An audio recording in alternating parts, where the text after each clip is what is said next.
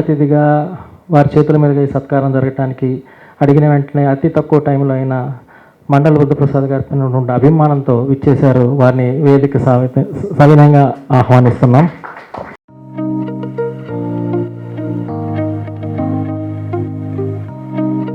ఆధ్యాత్మిక గానానికి కూడా ఒక గ్లామర్ని తీసుకొచ్చినటువంటి వ్యక్తి, తన జీవితం మొత్తం కూడా అన్నమయ్య పట్టి వ్యక్తి, అన్నమాచార్య భావనా వాహిని అని ఒక ఉత్తమ ఆధ్యాత్మిక సంస్థ ద్వారా అన్నమయ్య కీర్తనల్ని ప్రచారం చేస్తూ భారత ప్రభుత్వంచే ప్రతిష్టాత్మక పద్మశ్రీ అవార్డును అందుకున్నటువంటి కళాకారిణి శ్రీమతి శోభారాజు గారు వారు ఇవాళ ప్రత్యేక అతిథిగా రావటం వారి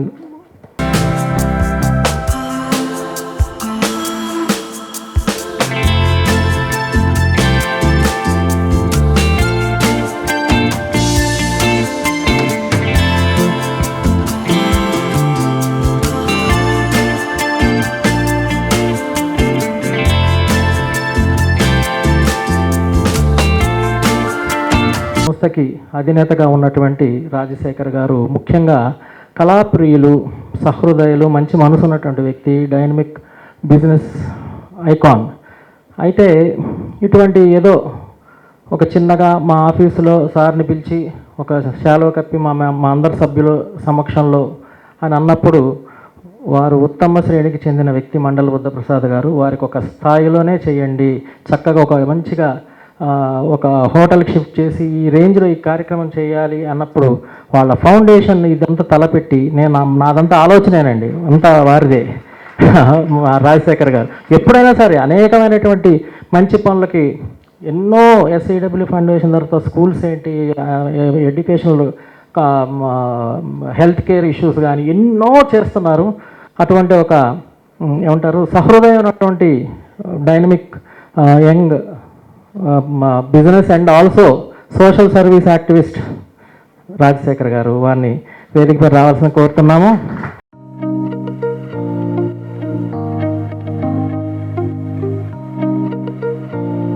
తెలుగుని ఎంతో వెలిగింపజేశారు శ్రీ ముక్తేశ్వరరావు. ఎన్నో హోదాల్లో ఎన్నో పదవులు చేపట్టిన ఒక నీతి నిజాయితీకి ఒక మారుపేరుగా, భాష సంస్కృతి నిలబెట్టేటువంటి ఒక వ్యక్తిగా తనదైన ఒక ముద్ర వేసి బ్యూరోక్రాట్స్ ఇలా ఉంటారా అని అనిపించి తనదైన ఒక మార్క్తో పరిపాలన సాగించి ఇవాళ మండలి గారి పైన ఉన్న అభిమానంతో ఇక్కడికి విచ్చేశారు ముక్తేశ్వరరావు గారు.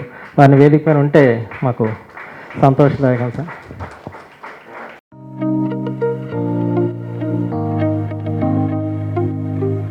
రాష్ట్ర సాంస్కృతిక శాఖ డైరెక్టర్గా విశేషమైన సేవలు అందించడం కాకుండా చక్కటి రచయిత కూడా అయినటువంటి మా హర్షవర్ధన్ గారు, వారు ముఖ్యంగా మా వర్క్ సాంస్కృతిక శాఖకి డైరెక్టర్గా ఉన్నప్పుడు వారు అనేకమైనటువంటి విప్లవాత్మకమైనటువంటి సేవలు, అనేక కార్యక్రమాలు చేపట్టి కొత్త పందాన్ని సాంస్కృతిక శాఖకు అందించినటువంటి వ్యక్తి. అలాగే అనేక పుస్తకాలు రచించిన రచయిత కూడా. వారిని వేదిక మీద ఆత్మీయ అతిథిగా ఆశయంలో అవలసింది కోరుతున్నాం. ఎందరో జీవితాన్ని బాగుపరిచినటువంటి, వారి సలహాలతో బాగుపరిచినటువంటి వ్యక్తి. సో వారు వేదిక మీద వస్తున్నారు. అలాగే అనేక మంది నేను ఇందాక చెప్పినట్టు కింద పెద్దలు ఉన్నారు, వారందరూ కూడా తమ తమ శుభాకాంక్షలు తెలియజేస్తారు. అలాగే అనేక మంది వివిధ రంగాల వ్యక్తులు, ప్రముఖులు విచ్చేశారు. వారందరూ కూడా మండలి గారిని సత్కరిస్తారు. మరి ముఖ్యంగా మండలి బుద్ధప్రసాద్ గారు, మరి వారి నాన్నగారి పరంపర, మన మండలి బుద్ధప్రసాద్ గారు అనగానే మండలి వెంకటకృష్ణారావు గారు గుర్తు రావడం అనేది అత్యంత సహజమైనటువంటి విషయం. మరి మండలి వెంకటకృష్ణారావు గారు చూసుకుంటే వారు స్వాతంత్ర సమరంలో పాల్గొన్నటువంటి వ్యక్తి, కేవలం 30 ఏళ్లకే మెంబర్ ఆఫ్ పార్లమెంట్ అయినటువంటి వ్యక్తి. అలాగే అనేక ఎంపీ అయిన తర్వాత జిల్లా వైస్ ప్రెసిడెంట్, అదేంటి సార్ ఆ పదవి అండి, జిల్లా పరిషత్ వైస్ చైర్మన్, అనేక చిన్న చిన్న పదవులైనా చేపట్టి వాటికి న్యాయం చేసి ఆ తర్వాత మళ్ళీ ఎమ్మెల్యే అయ్యి ఆ తర్వాత మళ్ళీ మినిస్టర్ అయ్యి ఎంతో సేవ చేశారు. ముఖ్యంగా ప్రపంచ తెలుగు మహాసభ లాంటి వారు తలపెట్టకపోతే మండలి వెంకటకృష్ణారావు గారు ఇవాళ తెలుగుకి ఇంత ఉనికి ఉండేదా అంటే ఒక క్వశ్చన్ మార్కు. అటువంటి మండలి వెంకటకృష్ణారావు గారి కుమారుడుగా సీసీఎం ఒప్పినప్పుడు కూడా వారు విశేషమైనటువంటి సేవలు అందించారు. ఈవెన్ మండలి బుద్ధప్రసాద్ గారు యువకుడుగా కూడా ఆ ఉప్పెన కార్యక్రమాల్లో ఎంతో యాక్టివ్గా పాల్గొని వాళ్ళందరికీ చేయూతగా నిలబడ్డారు. మరి మండలి బుద్ధప్రసాద్ గారు 1999 నుండి 2 సార్లు, ఆ తర్వాత మళ్ళీ 2014లో, మళ్ళీ ఇప్పుడు 2024లో వారు ఎమ్మెల్యేగా ఇన్నిసార్లు ప్రజలు ఎన్నుకున్నారంటే వారి యొక్క సేవా నిరతిని మనం కనిపెట్టవచ్చు. అలాగే వారు రాష్ట్ర మంత్రిగా చేశారు, రాష్ట్ర డిప్యూటీ స్పీకర్గా చేశారు, రాష్ట్ర అధికార భాషా సంఘం అధ్యక్షులుగా చేశారు. ఈ అన్నిటి కంటే పక్కన పెడితే ఒక గాంధేయ సిద్ధాంతాలు, గాంధేయవాదిగా ముఖ్యంగా ఒక సింప్లిసిటీకి మరొక నిదర్శనంగా నేను ఎప్పుడు కూడా వైట్ అండ్ వైట్ డ్రెస్సు, ఒక చిన్న సింపుల్ రబ్బర్ చెప్పల్స్, ఎంత సింపుల్గా ఉంటారంటే వారు ఎప్పుడో మన రోసయ్య గారింటి దగ్గర పక్కన మేడపైన అపార్ట్మెంట్స్లో ఉండేవారు. 4 ఫ్లోర్స్ ఒకరోజు లిఫ్ట్ ఆగిపోతే అమ్మో ఇప్పుడు లిఫ్ట్ ఎక్కాలా అని ఫోన్లో అన్నా. అంటే వారికి ఏదో అందించాలి పుస్తకం. అబ్బో 4 ఫ్లోర్లు ఎక్కాలా అని ఇప్పటికే ఫోన్లో అంటున్నా, అమ్మో 4th ఫ్లోర్ ఎక్కాలా అని. సంజయ్ నువ్వు అక్కడ ఉండి నేను వచ్చేస్తాను, నేను తీసుకుంటా అన్నారు. బాబోయ్ అది అంటే ఎంత సింప్లిసిటీ అంటే నాకు ఆశ్చర్యం. ఒక అమ్మో అని మళ్ళీ పరిగెత్తుకుంటూ వెళ్ళిపోయి, అంటే అసలు నిజంగా ఏమీ కూడా భేషజాలు, ఎటువంటివి ఉండవు. ఎందుకంటే అందరికీ ఇక్కడ అనుభవమే సార్తో. అందరూ ఇప్పుడు నేను ఊరికి చెప్పాలి కాబట్టి ఏదో ప్రారంభ ఉపన్యాసాలు ఇవన్నీ చెప్తున్నాను తప్పితే అందరూ కూడా వారి యొక్క సింప్లిసిటీని అనుభవించిన వారే, వారి ప్రేమలో తడిసి ముద్దైన వారే, వారి యొక్క అభిమానాన్ని చూరగొన్న వారే. ముఖ్యంగా ఇవాళ అక్కడ ప్రభుత్వాలు ఆంధ్రప్రదేశ్లో ఎలా ఉన్నాయి మనకు చూస్తూనే ఉన్నాము. కానీ ఇవాళ మళ్ళీ ఒక చిన్న కళారంగానికి, భాషా సాంస్కృతిక రంగానికి ఒక చిన్న మళ్ళీ ఒక ఆశ బిగినైంది. మళ్ళీ ఏదన్నా వికసిస్తుంది, మళ్ళీ ఒక మంచి వెలుగు వస్తుంది. ఎందుకంటే అన్నీ కూడా వ్యానిష్ అయిపోతున్నాయి. ఇప్పుడు ముఖ్యంగా మా హైదరాబాద్లో సాంస్కృతిక రంగం క్వశ్చన్ మార్క్ లాగా ఉందండి. ఎందుకంటే ఇవాళ కార్యక్రమాలు చేయాలంటే గెస్ట్లు లేరు. ఇంకా నిజంగా ఇక్కడ మురళీమోహన్ గారిని ప్రత్యేకంగా అభినందించాలి, శోభారాజు గారిని ప్రత్యేకంగా అభినందించాలి. ఎందుకంటే ఇంకా కొద్ది గొప్ప కార్యక్రమాలకు వచ్చి ఒక శోభనిస్తున్నారు వీరు. ఒక అక్కినేని నాగేశ్వరరావు గారు లేరు ఇవాళ, ఒక శ్రీనారాయణ రెడ్డి గారు లేరు, ఒక దాసరి గారు లేరు, ఒక డివిఎస్ రాజు గారు లేరు, ఒక వెన్నెలగంటి గారు లేరు, ఒక శోభానాయుడు గారు లేరు. ఎంతమంది అందరూ కళ్ళ ముందు నుండి అలా మాయమైపోయారు. ఇవాళ ఎవరున్నారు ఒక పెద్ద దిక్కు? ఏదైనా కార్యక్రమం తలపెడితే ఒక పెద్ద క్వశ్చన్ మార్క్ అయిపోయింది. నిజంగా మీకు హ్యాట్స్ ఆఫ్ సార్ మురళీమోహన్ గారు. మీరు నిజంగా ఇవాళ మళ్ళీ ఆ అక్కినేని నాగేశ్వరరావు పరంపరని నిజంగా మీరు కొనసాగిస్తున్నారమ్మా. మీరు కూడా ఓ మహిళగా అనేక కార్యక్రమాలకు వస్తున్నారు. ఒక నిండుదనం పోన్లే ఇంకా చెయ్యొచ్చు, వాళ్ళు ఉన్నారన్న ఒక ఆశ కూడా మాకు కలుగుతుంది. లేకపోతే చాలా కష్టం. ఇప్పుడు ఇవాళ గెస్టుల్ని ఫిక్స్ చేయడం కష్టమైంది, జనాన్ని తీసుకురావడం కష్టమైంది, కార్యక్రమానికి ఒక స్పాన్సర్స్ లేకపోతే ఎవరన్నా ఆర్థికంగా ఎవరన్నా చేయూత అడగటం కష్టమైపోయింది. ఇటువంటి ఒక సిట్యుయేషన్ సినారియాలో ఇంతమంది ఇంకా సహకరిస్తున్నందుకు వీళ్ళందరికీ మళ్ళీ ప్రత్యేకంగా ధన్యవాదాలు తెలియజేసుకుంటూ మండలి బుద్ధప్రసాద్ గారిని అభినందిస్తూ ముందుగా ఈ వేదిక పైన ఉన్నవారు తమ శుభాకాంక్షలు తెలియజేసిన తర్వాత సత్కార కార్యక్రమం చేపడతాము. ముందుగా సార్ ఎవరు కేవీ కృష్ణకుమార్ గారి దగ్గర బిగిన్ చేసి అలా వెళ్ళమంటున్నారు సారు. మరి డాక్టర్ కేవీ కృష్ణకుమార్ గారు అండి, లేడీస్ ఫస్ట్. ఈ రోజున అసలు మాటలు రావటం లేదు. ఎందుకంటే బుద్ధప్రసాద్ గారికి నాకు ఉన్న అనుబంధం మాటలతో చెప్పలేంది. మా అంకుల్ డాక్టర్ నీలం సంజీవ్ రెడ్డి గారికి ఆయన మానసపుత్రుడైతే నేను మానసపుత్రికను. ఎప్పుడు కూడా నా దగ్గర ఎప్పుడు మాట్లాడినా ఎంత చిన్న వయసులోనే మన బుద్ధప్రసాద్ చూడమ్మా 77 తుఫాన్లో ఎంత కష్టపడి అంత చిన్న వయసులో కూడా ఎంత నిద్రాహారాలు లేకుండా అన్నం కూడా తినకుండా ఎంతమందిని ఆదుకున్నాడు. అంటే అనాథలకి వాళ్ళందరికీ శరణాలయాన్ని ఏర్పాటు చేశారు, వాళ్ళందరికీ కూడా చదువులు చెప్పించారు. నిజంగా నా కళ్ళ నీళ్ళు వచ్చాయి. కృష్ణ, నిజంగా నువ్వు నా కూతురు అయితే బుద్ధప్రసాద్ నా కొడుకు తల్లి అంటే అప్పటి నుంచి కూడా మా అనుబంధం అట్లాగే వస్తుంది. ఈ రోజున ఈ వేదికను చూస్తుంటే ఈ రాజకీయ సంక్షోభంలో ఒక్క పవిత్రమైన తులసి మొక్కకి ఎన్నుకొని ఆ తులసి మొక్కని కూర్చోబెట్టి అభినంద సుమార్చనలు చేస్తున్నట్టు అనిపిస్తోంది. నిజంగా ఇది అరుదైన ఆత్మీయపూర్వకమైన ఒక అద్భుతమైన వేదికగా నేను భావిస్తున్నాను.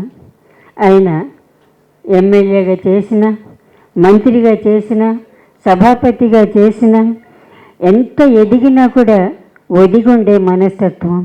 ఆయన మనసు నిండా ప్రేమే, మానవత్వమే, మానవతే. ఎంతసేపు ఇంకొకరిని సేవ చేయాలని, ఇంకొకళ్ళని ఆదుకోవాలని తప్ప ఆయన గురించి ఎప్పుడు ఆలోచించలేదు. ఇంకా ఈ రోజున నాకు నిజంగా ఆయన గురించి ఏం చెప్పాలో నాకు అర్థం కావట్లేదు. కానీ మా తమ్ముడు మా బుద్ధప్రసాద్ గారికి ఈరోజు మా అంకులు ఉన్నట్టయితే మా ఇద్దరికీ అక్షింతలేసి ఆశీర్వదించేవారు అనిపిస్తుంది. ఆయన నేతృత్వంలో ఈ ఆంధ్రప్రదేశ్ ముందంజ వేయాలని, ఆయన ఆశీస్సులు అందుకోవాలని, ఈ పదవిలోనే కాకుండా ఆయన నుంచి ఇంకా ఎన్నైనా అందుకోవాలని నేను మనసారా ఆకాంక్షిస్తూ ఆ భగవంతుని మనసారా కోరుకుంటూ సెలవు తీసుకుంటున్నాను. తర్వాత ఈ వేదికను అలంకరించిన మా మురళీమోహన్ గారు, స్వామి తరఫున ఆయనకి చాలా దగ్గర, స్వామి అంటే సత్యసాయి. మా శోభారాజు గారు కూడా అంతే, ఎప్పుడు అక్కడ కలుసుకునేవాళ్ళం. ఈ మా ఆత్మీయ అనుబంధం అటువంటిది. ఇటువంటి పవిత్రమైన ఆధ్యాత్మిక సభలో మీరందరినీ చూస్తుంటే ఒక పవిత్రమైన మనస్కులుగా నాకు అనిపిస్తున్నారు. మీ అందరి ఆశీస్సులు మా బుద్ధప్రసాద్ గారికి కావాలి ఉంటాయని మనసారా కోరుకుంటూ సెలవు తీసుకుంటున్నాను. ఓం శ్రీ సాయి కృష్ణాయ నమః. ఓం నమో నారాయణాయ. వేదికను అలంకరించిన పెద్దలకు, సభలోని సహృదయులందరికీ కూడా నా హృదయపూర్వకమైన నమస్కారాలు. ఈ నామకరణం అనేది చాలా విశిష్టమైనది, చాలా వింత విషయం కూడా. ఎందుకంటే నేను చూశాను, బ్రహ్మచారి అండ్ సన్స్ అని పెడతారు. ఒక వ్యాపారానికి పేరు బ్రహ్మచారి అండ్ సన్స్. అలాగే బ్రాహ్మణ మిలిటరీ హోటల్, ఇలాగా ఉంటాయి పేర్లు. కానీ నేను గమనించింది, గౌరవనీయులు మండలి బుద్ధప్రసాద్ గారు పేరుకు తగ్గట్టుగానే ఎంత నెమ్మదిగా ఉంటారో అనేది నేను చాలా సంవత్సరాలుగా గమనిస్తున్న విషయం. ఈర్ష్యాద్వేషాలకు, దర్పాలకు అన్నిటికీ అతీతంగా చాలా సౌమ్యంగా, కామ్గా అనిపిస్తారు వారిని చూస్తే. పేరుకు తగ్గట్టుగా వ్యవహరిస్తున్న వ్యక్తిత్వం వారిది అని వారికి తొలుతగా నా నమస్కారాలు తెలియజేసుకుంటున్నాను. ఇంకొకటి నేను గమనించింది ఏమంటే, పదవి వచ్చే వరకు ఒక రకంగా, పదవి వచ్చాక ఇంకో రకంగా వ్యవహరించే తీరు చాలా కామన్గా మనం చూస్తుంటాం. కానీ ఆయన మంత్రివర్యులుగా ఉన్న, శాసనసభ సభ్యులుగా ఉన్న, మామూలు వ్యక్తిగా సంచరించినా కూడా ఆయన ఆచరించే విలువలు, పాటించే గౌరవప్రదమైన ప్రవర్తన విలువలు నాకు ఎంతో సంతోషం కలిగిస్తాయి సార్. కలుషితమైన ఈ ప్రపంచంలో ఇందాక కృష్ణక్క అన్నట్టుగా మీరు తులసి మొక్కలా ఉండడం చాలా సంతోషం అని చెప్పి తెలియజేస్తున్నాను. మీరు మంత్రివర్యులుగా తర్వాత శాసనసభ సభ్యులుగా కూడా మచిలీపట్నంలో కృష్ణ యూనివర్సిటీ తీసుకురావడానికి మీరు చేసిన కృషి కానీ, కృష్ణా డెల్టాకి నీటి వనరులు తీసుకురావడానికి మీరు నిరాహార దీక్ష చేపట్టడం ఏంటి, మీరు చేసిన సేవ కానీ, అలాగే అనేక అనిమల్ హస్బెండరీ హాస్పిటల్స్, అందులో రీసెర్చ్ డిపార్ట్మెంట్ కూడా పెట్టి మీరు చాలా రెవల్యూషనరీగా ఆ డిపార్ట్మెంట్ను నడిపిన తీరు కానీ,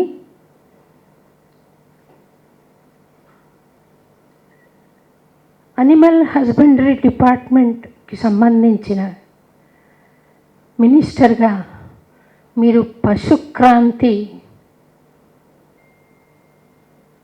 మత్స్యక్రాంతి అన్న కార్యక్రమాలు మీరు చేపట్టడం కానీ, అలాగే భాషాపరంగా సంస్కృతి పరంగా చూస్తే ఆయన ఇందాక సోదరుడు సంజయ్ కిషోర్ చెప్పినట్లుగా తెలుగు ప్రపంచ మహాసభలు వారు పాల్గొన్న తీరు కానీ, వారు కాంట్రిబ్యూషన్ కానీ చాలా గొప్పది అని తెలియజేస్తూ, ఇంకొక విషయం, వారు ఒక 5-6 సంవత్సరాల క్రితం అనుకుంటాను అన్నమయ్యపురం దయచేశారు. అప్పట్లో నేనేదో సమస్యను ఎదుర్కొంటూ బాధగా మాట్లాడాను.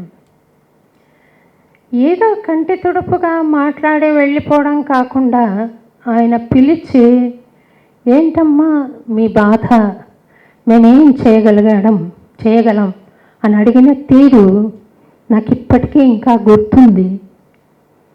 అటువంటి వాళ్ళే నాయకులుగా మనకు రావాలని మనం కోరుకుంటాం. జనులకు ఏం చేయగలుగుతాం, సమాజానికి ఏం చేయగలుగుతాం, మంచిని ఎలా ప్రోత్సహిస్తాం అనే ఆలోచన చేసేవాళ్ళు కావాలి. కానీ నాకేం జరుగుతుంది, నేనేం చేసుకుంటాను అని ఆలోచన చేసేవాళ్లను మనం అంతగా ప్రోత్సహించవలసిన అవసరం లేదు, ప్రోత్సహించం కూడా కదా. అటువంటి మహానుభావుడు శ్రీమాన్ మండలి బుద్ధప్రసాద్ గారు ఈరోజు శాసనసభ సభ్యులుగా విజయం పొంది మళ్ళీ మన మధ్యకు రావడం చాలా సంతోషంగా ఉంది. మిమ్మల్ని ఇలా చూడడం చాలా సంతోషంగా ఉంది సార్.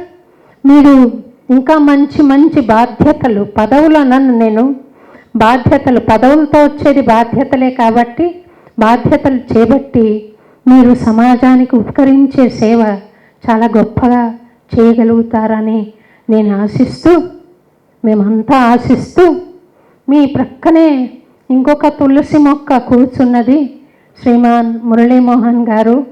మీ వంటి విలువలే పుణికి పుచ్చుకున్న మహానుభావులు వారు కూడా ఈరోజు సభలో ఉండడం, అలాగే మా కృష్ణక్క ఉండడం, అనేక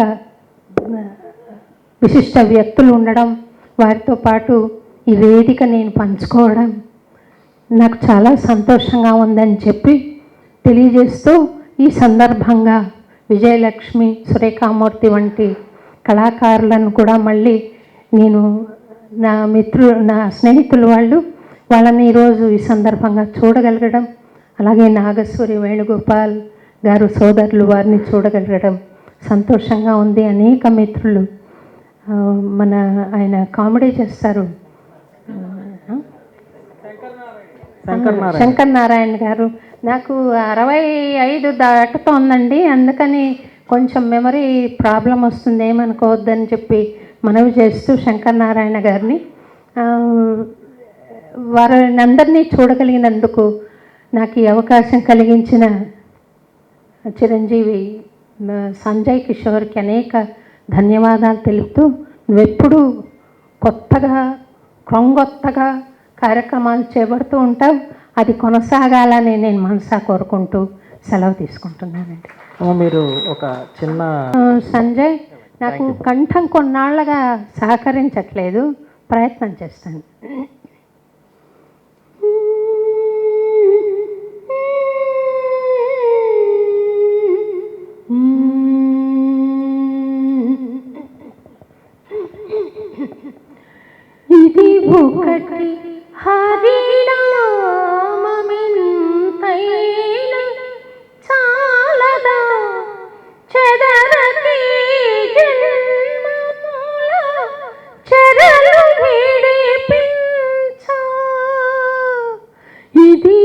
మదినొకటి హరినామమింతైన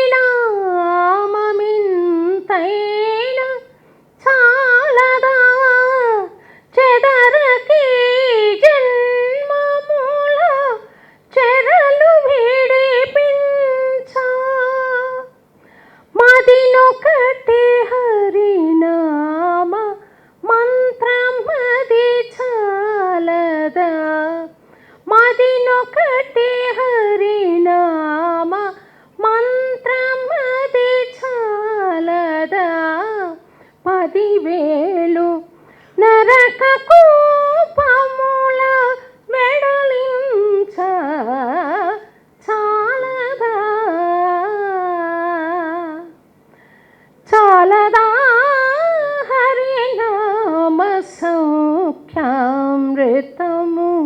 తమకు చాలదా హితవైన చవులెల్లను సగా జయ గోవింద హరి భజ గోవింద హరి జయ గోవింద హరి భజ గోవింద హరి జయ గోవింద హరి భజ Govinda Hari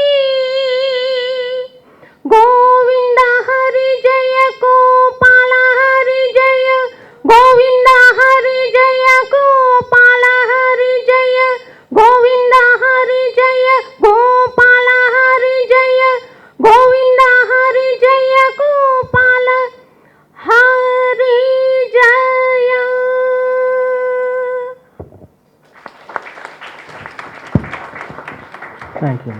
thank you so much. Buddhaprasad గారిని తలుచుకున్నప్పుడల్లా కళ్ళు మూసుకున్నప్పుడు ఒక మనోచిత్రం వస్తుంది. అది ఎట్లా ఉంటుందంటే నేషనల్ హైవే మీద ఆటో పైలట్లో వెళ్తున్న ఇన్నోవా లాగా ఉంటుంది. అలాగే కొంతమందిని తలుచుకున్నప్పుడు ఏయి కొట్టు తీ వాడి తాటది తొక్కు ఈ భాష అంతా వినపడుతుంటుంది. చాలా కంపైన భాష విని ఉన్నప్పుడు వారిని తలుచుకున్నప్పుడు మంచి ఇంపైన తెలుగు భాష వినే అదృష్టం మనకి ఆయన ఎప్పుడు కల్పిస్తుంటారు. వారిని చూసినప్పుడు నాకు ఇంకొక ఇది కూడా వస్తుంటుంది. వారి అనుమతితోనే ఈయన కోపం మాట దేవుడు ఎరుగ్గాని ఎప్పుడన్నా గొంతు పెద్దగా తెరుస్తారా లేదా, ఇంట్లో సీసీ కెమెరాలు ఒక వారం రోజులు పెడదాం అనుకుంటున్నాను. ఇంట్లోకి బయటికి ఏమన్నా తేడా ఉంటుంది. కొంతమందికి 2 ఫేసులు ఉంటాయని చెప్పుకుంటారు. మరి వారు అనుమతిస్తే ఒక వారం ఇంట్లో సీసీ కెమెరాలు పెడదాం అనుకుంటున్నాను. ఉన్నాయి అంటున్నారు, ఎప్పుడో ఒక రీల్ తెప్పించుకుంటాను నేనైతే. అటువంటి అత్యంత సాత్వికులు, సహృదయులు, ఆప్తమిత్రులు, ఎవరికైనా మనవారు అనిపించే అటువంటి వారు అప్పుడప్పుడు ఎన్నిక అవుతుంటే, ఈ మధ్య నేను ఎప్పుడో ఆ చంద్రబోస్ పాట మీద నా బ్లాగ్లో రాసుకున్నా, నమ్మకం ఈరా స్వామి అని. అట్లా ఎప్పుడన్నా ఇటువంటి వాళ్ళు కూడా ఎలక్ట్ అవుతుంటే ఒక పర్వాలేదన్నమాట. దేవుడు 3 కాళ్ళ మీద ధర్మం నడవమని జీవో ఇచ్చింది, కొంత ఇంప్లిమెంట్ అవుతుందేమో అన్న నమ్మకం కలుగుతుంటుంది. వారు మరిన్ని మంచి పదవులు చేపట్టాలని కోరుకుంటున్నాను. ఇటువంటి సభలు నిర్వహించడంలో మా సంజయ్ ఏదో కొత్తదనం ఉంటుంది. ఇవాళ చూడండి ఎలాంటి చొక్కా వేసాడు. నేను ఎప్పుడు వెనక్కి వెళ్దాం అనుకుంటాను, రాత్రిపూట కొంటుంటాడు చొక్కాలు. నేను చాలాసార్లు ట్రై చేసి దొరక్క నేనేదో కాంప్రమైజ్ నా చొక్కాలు నేను కొనుక్కుంటున్నా. చెప్పడు ఎక్కడ కొంటున్నాడో, చెప్పడు ఎప్పుడు వెళ్తాడో చెప్పడు. ఏది చేసినా స్మాల్ ఈజ్ బ్యూటిఫుల్గా చేస్తాడు. మా అందరికీ ఆప్తుడు. ఇటువంటి సభ నిర్వహించడం నాకు చాలా సంతోషంగా ఉంది. ఇందులో నాకు మాట్లాడే అవకాశం కల్పించినందుకు మీ అందరికీ ధన్యవాదాలు తెలుపుకుంటున్నాను. ఈనాడు ముఖ్యంగా పెద్దలు, ఆత్మీయులు, సాంస్కృతిక రంగానికి, కళారంగానికి ఆత్మీయులు అయిన పెద్దలు బుద్ధప్రసాద్ గారు శాసనసభకి 4వ పర్యాయం ఎన్నికైన సందర్భంగా ఏర్పాటు చేసినటువంటి ఈ కార్యక్రమంలో పాల్గొంటున్నందుకు చాలా సంతోషంగా ఉంది. నేను ఎక్కువ చెప్పకుండా 1-2 అంశాలు మాత్రమే ప్రస్తావిస్తాను. మన శాసనసభల్లోనూ పార్లమెంట్లోనూ తల ఎత్తేటటువంటి లేదా చర్చించేటటువంటి అనేక అంశాలని ఏ అంశాల మీద చర్చ జరుగుతూ ఉంటుంది, దేని మీద ప్రశ్నలు వస్తాయి, దేని మీద చర్చ జరుగుతుంది అని ప్రశ్న వేస్తే సాధారణంగా బడ్జెట్లు, రిలీజ్లు, తర్వాత కాంట్రాక్టర్లకు బిల్లులు ఇవ్వకపోవటం, ఇలాంటి అంశాల మీదే ఎక్కువ మాట్లాడుతుంటారు. కానీ విలువలు, సంస్కృతి, దేశం, సమాజానికి సంస్కృతికి ఉన్న సంబంధం, అలాగే సమాజానికి కళారూపాలకి ఉన్న సంబంధం, సమాజానికి కళారూపాలు, కళా సంస్థలకి ఉన్నటువంటి సంబంధము, వీటన్నిటికీ మధ్యలో ఉన్నటువంటి అంతఃసూత్రాన్ని అర్థం చేసుకొని మాట్లాడగలిగిన వ్యక్తి నాకు తెలిసినంత వరకు శాసనసభ్యుల్లో వారొక్కరు మాత్రమే. I would like this point to be disproved by someone. ఎవ్వరూ లేరు. చాలామందికి కళారంగం అనగానే రవీంద్ర భారతిలోనూ ఇంకో చోట 4-5 ప్రదర్శనలు, 500-600 మందితో ఒక సహస్ర గళ సంకీర్తనని అది అని ఇదని చేస్తారు. దే ఆర్ ఆల్ పర్ఫార్మెన్సెస్ మనం రాకముందు ఉన్నాయి, మనం వెళ్ళిపోయిన తర్వాత కూడా ఉంటాయి. కానీ అసలు వీటికి మూలం ఎక్కడుందంటే వీటికి సంబంధించిన విద్య, లేదా వీటికి సంబంధించినటువంటి పనిచేసేటటువంటి సంస్థలు, ఆ సంస్థలు మనం ఏ లక్ష్యాన్ని ఉద్దేశించుకుని ఏర్పరచుకున్నాము, వాటిని ఎటువైపు నడపాలి, వాటికి ఉండవలసినటువంటి పాఠ్య ప్రణాళిక నియమాలు ఎలా ఉండాలి, ఇలాంటి వాటి మీద పూర్తి అవగాహనతో పనిచేయాల్సినటువంటి అవసరం ఉంది. ఆ అవగాహన లేకుండా ఏదో మనము ఫర్ ఎగ్జాంపుల్ ఒక పెద్ద ఒక కార్యక్రమాన్ని చిన్నగా అనుకుని మొదలుపెట్టేసేసి ఒక 1000 మందితో డాన్స్ చేయించేస్తాం. అక్కడ మనం చాలా సక్సెస్ అనుకుంటాం. ఆ కాసేపు జనం ఎంటర్టైన్ అవుతారు, ఫీల్ అవుతారు, వెళ్ళిపోతారు. కానీ వీటికి సంబంధించిన విలువలో, లేకపోతే వీటికి సంబంధించినటువంటి ఈ విద్యలో, వీటికి సంబంధించినటువంటి ఈ రూపాలో కొనసాగించడానికి, ఈ కళాకారులు బ్రతకడానికి, లేకపోతే ఈ కళాకారులు మనుగడ సాగించడానికి, ఈ కళారూపాలు మనుగడ సాగించడానికి కావలసినటువంటి ఆనుపానులు మనం ఏం చేయగలుగుతాం. అందువలన దీనిని ఇంకొక అంశం ఏంటంటే, మన బుద్ధప్రసాద్ గారి దగ్గర వీటిని గురించిన పూర్తి అవగాహన ఉండటమే కాకుండా సమాచారం కూడా ఉంది. మీరు ఎప్పుడైనా సరదాగా ఆయన్ని, మీ అందరికీ తెలియంది నాకు ఒకటి తెలుసు, మీరు ఏదైనా ఆంధ్రప్రదేశ్లో జరిగిన సంస్కరణ ఉద్యమములు అని ఒక టాపిక్ ఇవ్వండి, ఇప్పటికిప్పుడు మాట్లాడమనండి, రేపు తెల్లవారుజామున వరకు నాన్ స్టాప్గా మాట్లాడగలరండి. అలాగే ఆంధ్రప్రదేశ్లో ఉన్నటువంటి సాంస్కృతిక రంగంలో ఉన్న, ఇప్పుడు ఉదాహరణకి సిద్ధేంద్ర యోగి అన్నాం అనుకోండి, సిద్ధేంద్ర యోగి మీద ఒక్కదాని మీద ఆయన మాట్లాడగలరు. అలాగే అన్నమాచార్యులు అన్నారు అనుకోండి, ఆయన దాని మీదే మాట్లాడగలరు. దేని మీద ఇస్తే దాని మీద మాట్లాడగలరు. అంటే చాలా సూక్ష్మాతి సూక్ష్మమైన విషయాల్లో కూడా ఆయన అత్యంతమైన అద్భుతమైనటువంటి సమాచారము, విజ్ఞానము ఉండటమే కాకుండా వాటి మీద ఆయనదంటూ ఒక కోణం ఉన్నది. అందుకనే ఎప్పుడైనా బుద్ధప్రసాద్ గారి దగ్గరికి వెళ్ళినప్పుడు విలువల గురించినటువంటి ప్రస్తావన వస్తుంది, సాంస్కృతిక రంగాన్ని గురించినటువంటి ప్రస్తావన వస్తుంది. అలాంటి వ్యక్తి ఉండటం అపురూపం. అలాంటి వాళ్ళని వాడుకోవటం అవసరం, వాడుకోకపోతే దురదృష్టం. ముఖ్యంగా వారి స్థానం నేను అనుకోవడం, ఎవరు ఎలా నిర్ణయిస్తారనేది వాళ్ళ ఇష్టం, వాళ్ళ అభిమతాలు, వాళ్ళకు ఉండేటటువంటి ప్రాధాన్యతలను బట్టి నిర్ణయించచ్చేమో. కానీ నా ఉద్దేశం మాత్రం వారిని అత్యంత సన్నిహితంగా ఉంచుకుని వీటన్నిటికీ సంబంధించినటువంటి రూపకల్పన చేసేటట్టయితే తెలుగు వాళ్ళకి పునర్వైభవం వస్తుంది. ఇది నేను తెలుగు వాళ్ళందరి తరఫున చెప్తున్నటువంటి మాట. తక్కిన వాళ్ళకి ఇప్పుడు ఉదాహరణకి ఇక్కడ ఉన్నటువంటి చాలామంది పర్ఫార్మింగ్ ఆర్టిస్ట్స్ ఉన్నారు, విడిగా రకరకాల రంగాల్లో పనిచేస్తున్న వాళ్ళు ఉన్నారు, మేధావులు ఉన్నారు, బుద్ధిజీవులు ఉన్నారు. వీళ్ళందరూ కూడా ఏ విషయమైనా ఆయన దగ్గరికి వెళ్ళి చెప్పండి, 5 నిమిషాల్లో గ్రాస్ప్ చేస్తారు. తక్కిన వాళ్ళకి చాలా ట్యూటరింగ్ చేయాలి. ఇప్పుడు ఉదాహరణకి నేను ఫలానా ఒక మహానుభావుడి పేరు మీద విద్యారంగంలో నేను కట్టమంచి రామలింగారెడ్డి గారి పేరు మీద నేను ఏదో ఒకటి స్టార్ట్ చేద్దాం అనుకుంటున్నాను, లేకపోతే కట్టమంచి రామలింగారెడ్డి గురించి సభ జరుపుతున్నాం అనుకోండి. కట్టమంచి రామలింగారెడ్డి గారు ఎవరనేది చెప్పాలి.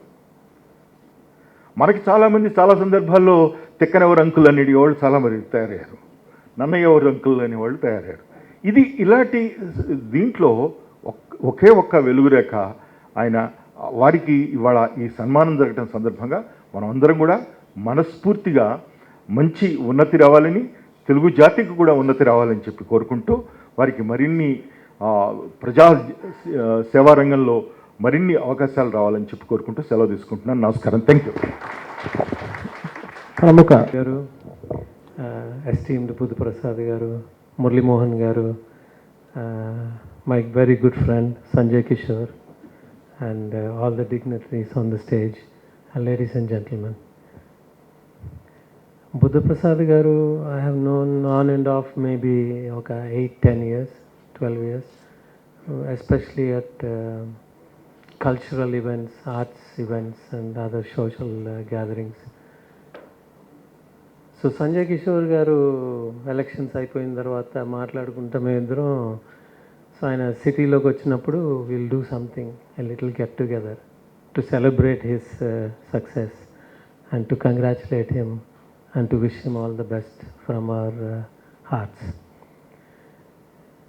I think in the Telugu speaking people, Buddha Prasad garu, in the hearts and minds of the Telugu speaking people, Buddha Prasad garu has a special place, a very, very special place he has in all our hearts, because of his values, his integrity, his character, his kindness, empathy, humility. Basically, he's a rare man who can connect to the individual person. At whatever levels of society a person is, he can connect to all his people, all the population. Extraordinarily gifted and a wonderful human being. So, and of course, I also am thanking specially for his patronage of arts and culture. And as Sanjay was saying, it's slowly coming down and down and down. But he encourages as much as he can. We appreciate very much. So we congratulate him again. We wish him the very best, to him and his family. And again I say thank you to a very great son of a very great country, our country India. Thank you. పడుతుంటే అంతర్యామిలో నాకు కనిపించిన దృశ్యాన్ని ఒకే ఒక క్షణంలో చెప్తాను. 3,000,000 దేవతలు ఇక్కడే ఉన్నారంటానికి నిదర్శనం. ఆ దేవతలందరూ మా సంజయ్ నోట్లోంచి ఆ మాట మా శోభ పాటగా వినిపించి, దేవతలందరూ మా తులసి మొక్క అంత పవిత్రమైన మా బుద్ధప్రసాద్ చుట్టూరా తిరుగుతూ ఆశీర్వదిస్తున్న దృశ్యం నా అంతర్యంలో కనిపించింది. అది మీ అందరికీ చెప్దామని చెప్తున్నాను. అందరికీ వందనాలు. మంత్రివర్గము అంటే దాన్ని మంత్రి మండలి అని కూడా అంటారు. మండలి గారు మంత్రి అయినప్పుడే దాన్ని మంత్రి మండలి అంటాను. వాళ్ళ నాన్నగారు తొలుత ఆశీర్వదించారు నన్ను. వారి నాన్నగారి మీద నేను కవిత రాస్తే ఆ కాలేజీలో చదివాను. నేను డిగ్రీలో ఉన్నప్పుడు విద్యాశాఖ మంత్రికి వచ్చారు. అయితే వారు పరిచయం అయిన తర్వాత బుద్ధప్రసాద్ గారికి చెప్పారు, మీ నాన్నగారి మీద నేను తొలి కవిత రాశానండి అని చెప్పారు. సాధారణంగా ఏదో కల్పించి చెబుతూ ఉంటారు కూడా కదా, నాలాంటి వాడి కల్పన ఎక్కువ ఉంటుందని కూడా అనుకుంటారు. అయితే ఒకరోజు అర్ధరాత్రి పూట 11 ప్రాంతంలో ఫోన్ చేశారు. మీరు రాసిన కవిత, ఆయన మంత్రిగా ఉన్నారు, విద్యాశాఖ మంత్రిగా, నేను రాశాను డిగ్రీ ఫస్ట్ ఇయర్.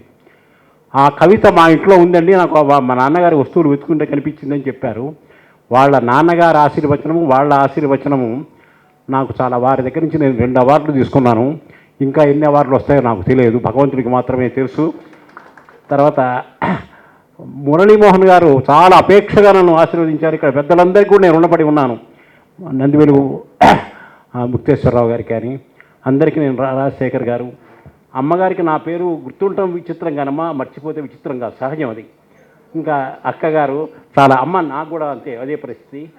మేమందరం మనం మర్చిపోవడం కాదు, మైమరిచిపోవడం అంటారు దాన్ని.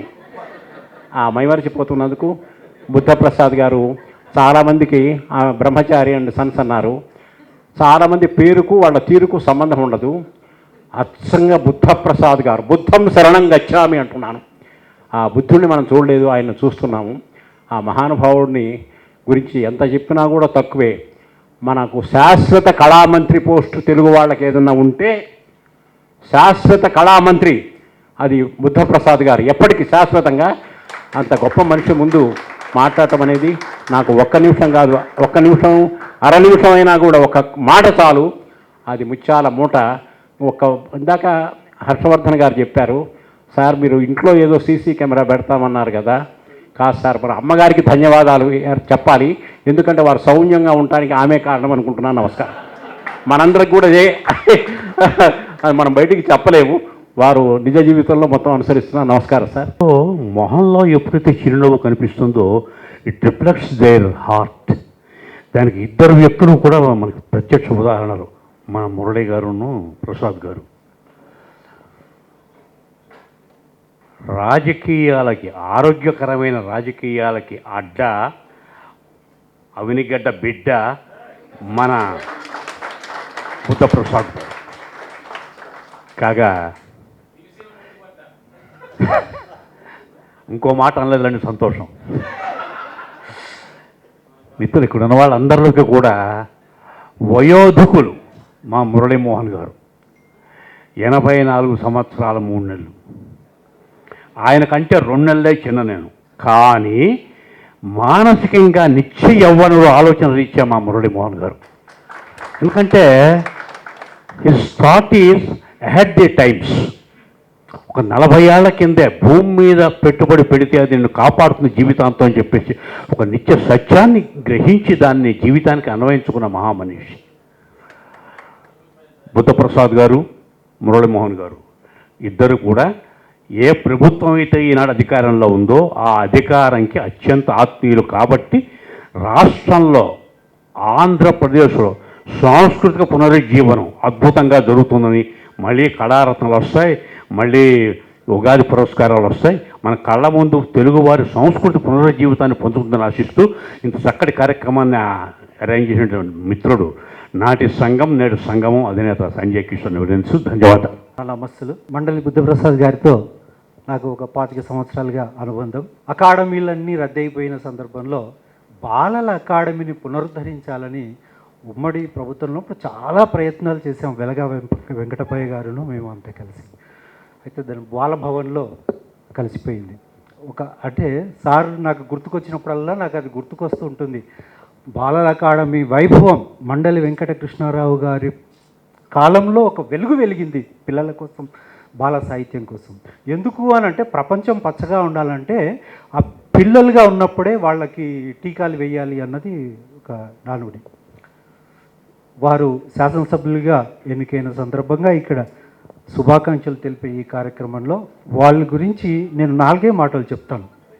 వారు తండ్రి గారు నాటిన తెలుగు బీజాన్ని వెలుగులు చిమ్మే, పువ్వులు చిమ్మే మొక్కలుగా భుజాన పెట్టుకొని ప్రపంచానికి పంచుతున్నవారు. వారు తెలుగు భాషకు పెన్ను, తెలుగు భాషకు కన్ను, తెలుగు భాషకు వెన్ను, తెలుగు భాషకే మిన్ను. ఇటువంటి చక్కటి కార్యక్రమాన్ని ఏర్పాటు చేసిన సంజయ్ కిషోర్ గారికి, వేదిక మీద ఉన్న పెద్దలందరికీ కూడా నా నమస్కారం. పెద్దలు మురళీమోహన్ గారు, నేను ఎప్పుడు తొందరపడను, కానీ వాళ్ళు తొందరపడుతున్నారు. ఎందుకనంటే ఇందాక పెద్దలు చెప్పినట్టుగా శంకరనారాయణ గారు చెప్పారు, కొంచెం వయసు మీరిన తర్వాత మర్చిపోతూ ఉంటామని. దాంట్లో చెప్తూనే ఇంకో మంచి మాట అన్నారు, మైమరిచిపోతావు అన్నారు. ఇప్పుడు నా పరిస్థితి మైమరిచే స్థితిలోనే ఉంది. దానికి పరీక్ష పెట్టుకున్నాను. మామూలుగా ఏ సభకి వెళ్ళినా ఒక కాగితం మీద రాసి ఉండే పేర్లు, వేదిక మీద ఉన్న పేర్లు అని తీసుకు అట్లా పెట్టి చదువుతూ ఉంటాను. ఎందుకంటే ఒక పేరు చెప్పి ఒక పేరు ఎక్కడ చెప్తాము అని చెప్పి. ఇవాళ మాత్రం నాకు నేనే ఒక పరీక్ష పెట్టుకున్నాను. మొన్న మధ్యనే నా బర్త్డే అయింది. మర్చిపోయే స్థితిలో ఉన్నానా, మరిచిపోయే స్థితిలో ఉన్నామో తెలుసుకుందామని. అందుకని పేర్లు ఏమి రాసుకోకుండా వేదిక మీద ఉన్న పేర్లన్నీ చెబుదామని ప్రయత్నం చేస్తున్నా. ఎన్ని మార్కులు వస్తాయో నాకే తెలియదు. ముందుగా మేమందరం ప్రేమతో కృష్ణక్క అని పిలుచుకుంటాం. అక్కడే నాగేశ్వరరావు గారికి ఆడపిల్లలు లేరు, అదే వాళ్ళ కుటుంబంలో, వాళ్ళ నాన్నగారి కుటుంబంలో ఈవిడ్నే సొంత చెల్లిలాగా నాగేశ్వరరావు గారు భావించేవారు. వారి గురించి నాగేశ్వరరావు గారి చరిత్ర ఆవిడకి తెలిసినట్టుగా ఎవరికి తెలియదు, అని బుక్స్ కూడా రాశారు ఆవిడ. అన్ని సభల్లోనూ వచ్చి చక్కగా నవ్వుతూ మాట్లాడేటువంటి మా కృష్ణక్క గారికి, అలాగే తెలుగు వాళ్ళందరూ కూడా గర్వంగా చెప్పుకోగలిగిన పేరు ప్రముఖ గాయనిమణి శోభారాజు గారు. ఆవిడొక ప్రత్యేకమైన వ్యక్తి. ఆవిడకి ఆ భగవంతుడిచ్చిన కంఠంతో ఎన్ని పాటలైనా పాడగలరు ఆవిడ. ఆవిడకున్న విద్వత్తుకి సినిమా ఇండస్ట్రీ నుంచి కూడా చాలా ఆఫర్లు వెళ్తే కూడా ఆవిడ ఒకే మాట అన్నారు, ఈ గొంతు అన్నమయ్యకే అంకితం, అన్నమయ్య రాసిన గీతాలనే నేను పాడుతాను తప్ప ఈ గొంతులోంచి కమర్షియల్ సాంగ్స్ నేను పాడాను అని చెప్పి ఆవిడ చేస్తున్నారు. అలాంటి టైంలో ఇదివరకు మాకు ఫారెస్ట్ మినిస్టర్ ఉండేవారు, పేరేంటమ్మా, ఫారెస్ట్ మినిస్టర్ గారి పేరు ఇదే మైమర్స్టం అంటే, సరే పోలేండి, మా ఫారెస్ట్ మినిస్టర్ గారు ఉండేవారు. ఆయన సినిమా తీస్తూ ఇవి దగ్గరికి వెళ్ళి, ఓ పాటమ్మా నువ్వు పాట పాడాలి మా సినిమాలో అన్నారు. భూపాల్ రెడ్డి గారు. ఆయన వచ్చి అడిగితే, మీకు తెలుసు కదండి నేను సినిమా పాటలు పాడను, అన్నమయ్య కీర్తన తప్ప అన్నాం. అమ్మ నా సినిమాలో అన్నమయ్య కీర్తనే ఉంది, అన్నమయ్య కీర్తన మీరు పాడండి అని చెప్తే అప్పుడు ఆవిడ ఒప్పుకొని వెళ్ళి పాడొచ్చారు. అలా ఆ గొంతుని ఆ అన్నమాచార్యుడికి, ఆ భగవంతుడు వెంకటేశ్వర స్వామికి అంకితం ఇచ్చినటువంటి అలాంటి ఆవిడ ఇక్కడ ఉండటం మన అదృష్టం. మనందరూ కూడా గర్వంగా చెప్పుకోవచ్చు. ఒకసారి ఎన్టీ రామారావు గారు ముఖ్యమంత్రిగా ఉన్నప్పుడు ఇంటర్నేషనల్ ఫిల్మ్ ఫెస్టివల్ జరిగింది. ఆ రోజున అందరూ కూడా దేశ విదేశాల నుంచి అందరూ కూడా వస్తే ఎన్టీ రామారావు గారు ఆ వచ్చేటప్పుడు అందరికీ కూడా ప్రశాంతంగా చక్కగా వినటానికి ఏది అంటే శోభరాజు గారితో ఆ రోజున కచేరీ పెట్టించారు. నేను ఫస్ట్ టైం ఆ కచేరీ నేను వినటం అదే అప్పుడు అర్థమైంది ఎంత గొప్ప గాయనిమణి అనేది. అలాగే మరి ఈనాటి పెళ్లి కొడుకు ఇవాళ మరి తండ్రికి తగ్గ తనయుడు, తండ్రిని మించిన తనయుడు అవుతాడో కాదో నాకు తెలియదు, కానీ తండ్రికి తగ్గ తనయుడు బుద్ధప్రసాద్ గారికి, అలాగే SCW పెద్ద కాంట్రాక్టర్స్ అండి, వాళ్ళ తాతగారు నాకు బాగా పరిచయం, నాకంటే పెద్ద ఆయన కానీ ఆయన బాగా పరిచయం. అలాగే విజ్ఞాన జ్యోతి కాలేజెస్కి కూడా వ్యవస్థాపకులు వారు. వాళ్ళది ఎంత స్టాండర్డ్గా ఉందో చెప్పడానికి లేదు. ఆ కాలేజీలో సీట్ వస్తే చాలు అని అనుకుంటారు, సీట్ వస్తే గ్యారంటీగా ఉద్యోగం కూడా వస్తుంది అక్కడ. అంత అద్భుతమైన కాలేజీ నడుపుతున్నటువంటి విజ్ఞాన జ్యోతి కాలేజీకి కానీ, అలాగే ముక్తేశ్వరరావు గారు, కళారంగంలో ఆయన పేరు తెలియని వాళ్ళు ఉండరు. ముక్తేశ్వరరావు గారు వారు కూడా మాట్లాడింది తక్కువైనా చక్కగా మాట్లాడారు. ఇక పోతే ఆఖరి పరీక్ష కొంచెం గడ్డుగా ఉంటుంది. ఈయన పేరు రాజశేఖర్ గారు, నాకు పేరు చెప్పలేదు కదా, రాజశేఖర్ గారు. ఇక చివరున్న ఆయన హర్షవర్ధన్ గారు, 100 ఇందాక నుంచి దానికోసమే సంజయ్ కిషోర్ అడుగుతున్నాను, నాకు పెట్టబోయే పేర్లు మర్చిపోయేటట్టున్నాను, కానీ అక్కడ కూర్చున్నానంటే మాకు కానీ బట్టి పడతామేమో పేర్లు ఈ చివరి నుంచి ఆ చివరికి అనుకుంటా వస్తున్నా. మళ్ళీ ఎక్కడేముందో ఎక్కడ మర్చిపోతామని, ఎందుకంటే టెస్ట్ పెట్టుకోవాలి కొన్ని, మనం పెట్టుకోకపోతే మర్చిపోతాం, మామూలుగానే మర్చిపోతాం. ఇప్పుడు ఈ వయసులో మేము మర్చిపోతాం.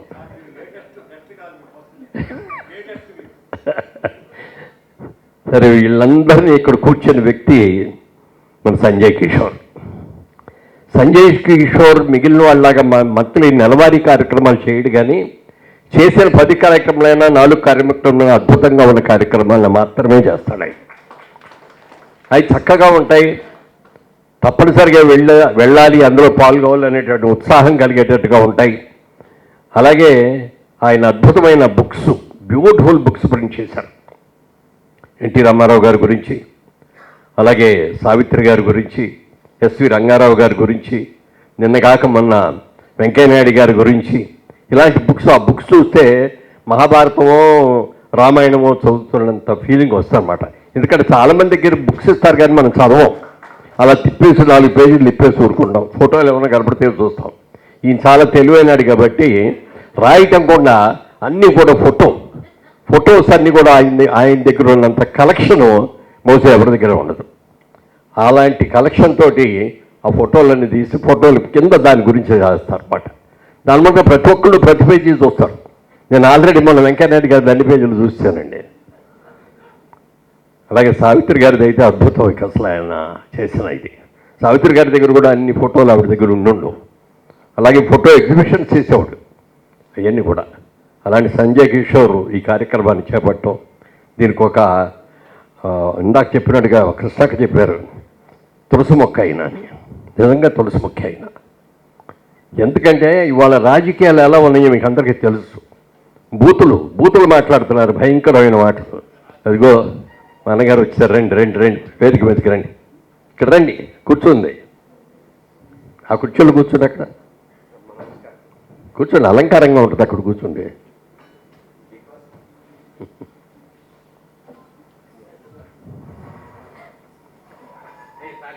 అప్పుడప్పుడు భరణి గారి పేరు కూడా మర్చిపోతూ ఉంటాను నేను, కానీ వాడు గుర్తుపెట్టుకున్నా భరణి గారి పేరు కూడా. తల్లి కళ్ళ భరణి. ఆయన నాటక రచయిత, నటుడు, సినిమాకి అనేక సినిమాలకి మాటలు రాసిన ఆయన. ఎన్నో ఆయన యాక్ట్ చేసే సినిమాల్లో కొన్ని మంచి ఏదైనా ఆలోచన వస్తే వెంటనే డైరెక్టర్ గారి చెవిలో చెప్పొస్తూ ఉంటాడు ఆయన. అలా మంచి గుర్తుండిపోయే పాత్రలు చేసినటువంటి టంకాల భరణ గారికి కూడా నా హృదయపూర్వక నమస్కారాలు. సంజయ్ కిషోర్ సగంలో ఆగిపోయాం. అలాంటి సంజయ్ కిషోర్ ఈ రోజున ఈ కార్యక్రమం పెట్టడం చాలా మంచి విషయం. ఎందుకంటే పెద్ద పెద్ద హీరోలకి, పెద్ద పెద్ద నాయకులకి చాలామంది చేస్తారు. కానీ మరి తండ్రికి తగ్గ తనయుడు అని అన్నాను కదా ఇందాక, అలా తండ్రికి తగ్గట్టుగా మరి వెంకటకృష్ణయ్య గారు కూడా, వెంకటకృష్ణారావు గారు, అది కూడా గుర్తుపెట్టుకున్నా. వెంకటకృష్ణారావు గారు కూడా ఎంత గొప్ప వ్యక్తి అంటే చెప్పడానికి లేదు. తెలుగు భాషకు ఒక గౌరవాన్ని తీసుకొచ్చిన వ్యక్తి, తెలుగు సంస్కృతికి ఒక గౌరవం తెచ్చిన వ్యక్తి. అలాంటి వ్యక్తులకి తగ్గ కొడుకుగా మరి ఆ కొడుకు పుట్టగానే మరి నాన్నగారికి వచ్చిందో అమ్మగారికి వచ్చిందో ఐడియా, బుద్ధప్రసాదాన్ని ఎలా పెట్టారో నాకు తెలియదు, కానీ నిజంగా బుద్ధుడే ఆయన. గౌతమ బుద్ధుడు ఆయనలో ఆవహించినట్టే ఉంటుంది. ఎక్కడా ఒక్క మాట కోపంగా మాట్లాడినట్టు శంకరనారాయణ గారు, ఇందాకెవరు ఇది పెడతా ఉన్నారు, రాజశేఖర్ గారు, హర్షవర్ధన్ గారు అన్నారు కదా, అట్లాగా అసలు ఎప్పుడు ఆయన మొహంలో చికాకు కానీ కోపం కానీ ఉన్నట్టు కనపడదు. ఉపసభాపతి అంటే, సభాపతి అంటే ఏ లక్షణాలు కావాలో ఇంట్లో 100కి 100 ఉన్నాయి. అందరినీ కూడా గౌరవంగా పిలవటం, అందరినీ గౌరవంగా మాట్లాడటం, సభను సజావుగా చేయటంలో ఆయన దిట్ట. అలాంటి మహనీయుడికి ఈ రోజున ఈ కార్యక్రమం చేస్తున్నారంటే చాలా చాలా సంతోషంగా ఉంది. దానికి ఎస్సీడబ్ల్యూ వారు చిన్నగా కార్యక్రమం చేయటం కాదు, అలాంటి వ్యక్తులు చేసేటప్పుడు వచ్చింది ఎంతమంది వచ్చారని కాదు సంజయ్ కిషోర్ ప్రోగ్రాంకి. ఈ రోజున ఈ మధ్యన కొంతకాలం చూస్తూ రవీంద్ర భారతిలో ప్రోగ్రాంకి వెళ్తే ఆడియన్స్లో కంటే స్టేజ్ మీద ఎక్కువ ఉంటున్నాం మేము. ఇది అలా కాకుండా వాళ్ళు సెలెక్టెడ్గా మంచి వాళ్ళని పెట్టారు, అందరినీ వచ్చారు. మరి మధ్యలో ఎప్పుడు లేచిపోదాం అనుకునే వాళ్ళు కాకుండా చక్కగా కూర్చొని ఆడియన్స్ ఉన్నారు. ఇందాక చెప్పాను నీకు గ్యారంటీ, ఎవ్వరు ఇందులో చొక్కలు కూడా లేవరయ్యా, అందరూ కూడా చివరి దాకా ఉంటారు అని. అలా ఎంత మంచి కార్యక్రమం.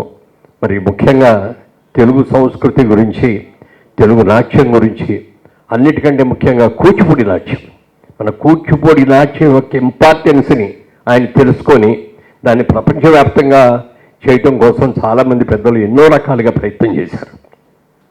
వాళ్ళకి ధీటుగా, ఒక విధంగా చెప్పాలంటే వాటికంటే ఎక్కువగా తెలుగు మహాసభలు జరిపించడం వాళ్ళ నాన్నగారు ఆ రోజుల్లో తెలుగు మహాసభలు, ప్రపంచ తెలుగు మహాసభలు బ్రహ్మాండంగా చేశారు. మరి వారు వచ్చిన తర్వాత కూడా ఇప్పుడు తానా సభలకు కానీ, ఇంకో సభలకు కానీ, అమెరికాలకి కానీ ఎన్నో దేశాలకు వెళ్ళి రావటం ఇవన్నీ కూడా జరిగింది. అలాంటి మహనీయుడికి సత్కారం జరగటం చాలా చాలా గొప్పగా ఉంది, చాలా మర్యాదగా ఉంది, హ్యాపీగా ఉందని చెప్పి తెలియజేస్తూ, మరి మా భరణి గారు నాటక రంగంలో ఉండగా నాకు ఆయనకి పరిచయం. అదే నాటికి అన్నీ పేరు కొక్కరుకు. మొట్టమొదటి నేను అప్పుడు విజయవాడలో నాటకం, మాది నటరాజ కళామండలి అని ఉండేది. మేము నాటకాలు ఏటివే కాకుండా నాటకాలు ప్రఖ్యాతమైన నాటకాలన్నీ నాటకాలని మేము ప్రదర్శింపజేసేవాళ్ళం మా ఇండియా ఏఎస్ఆర్ మూర్తి పరిషత్. అక్కడ చూసాం కొక్కరుకొని ఇద్దరే యాక్ట్ చేసింది. సుందర గారు డైరెక్టరు, ఈయనేమో రైటరు. అసలు ఎంత మ్యాజిక్ చేశారో చెప్పడానికి లేదండి. సినిమాల్లో కనపడినట్టుగా స్లో మోషన్లో ఫైట్లు తీశారు, స్టేజ్ మీద చూపించారు. అంత అద్భుతం చేసి ఆ రోజునే నా ముద్ర పడిపోయింది. చెప్పాను వెంటనే, మీరు వచ్చేయండి బ్రహ్మాండంగా ఉంటుందంటే, టైం కావాలి బాబు, ఏదైనా వచ్చినప్పుడు వస్తాను అన్నారు. చక్కగా రావటమే కాకుండా స్థిర పీఠం ఏర్పాటు చేసుకొని చక్కగా అందరితో కూడా బాగుంటున్న వ్యక్తి. ఇలాంటి సభలో పాల్గొనే అవకాశం కలగజేసినందుకు మా సంజయ్ కిషోర్కి మరొక్కసారి కృతజ్ఞతలు తెలియజేస్తూ సెలవు తీసుకుంటున్నాను. సభాయ నమః. సంజయ్ కిషోరు అన్నీ బాగా చేస్తాడు, కానీ పీక మీద కత్తి పెడతాడనమాట.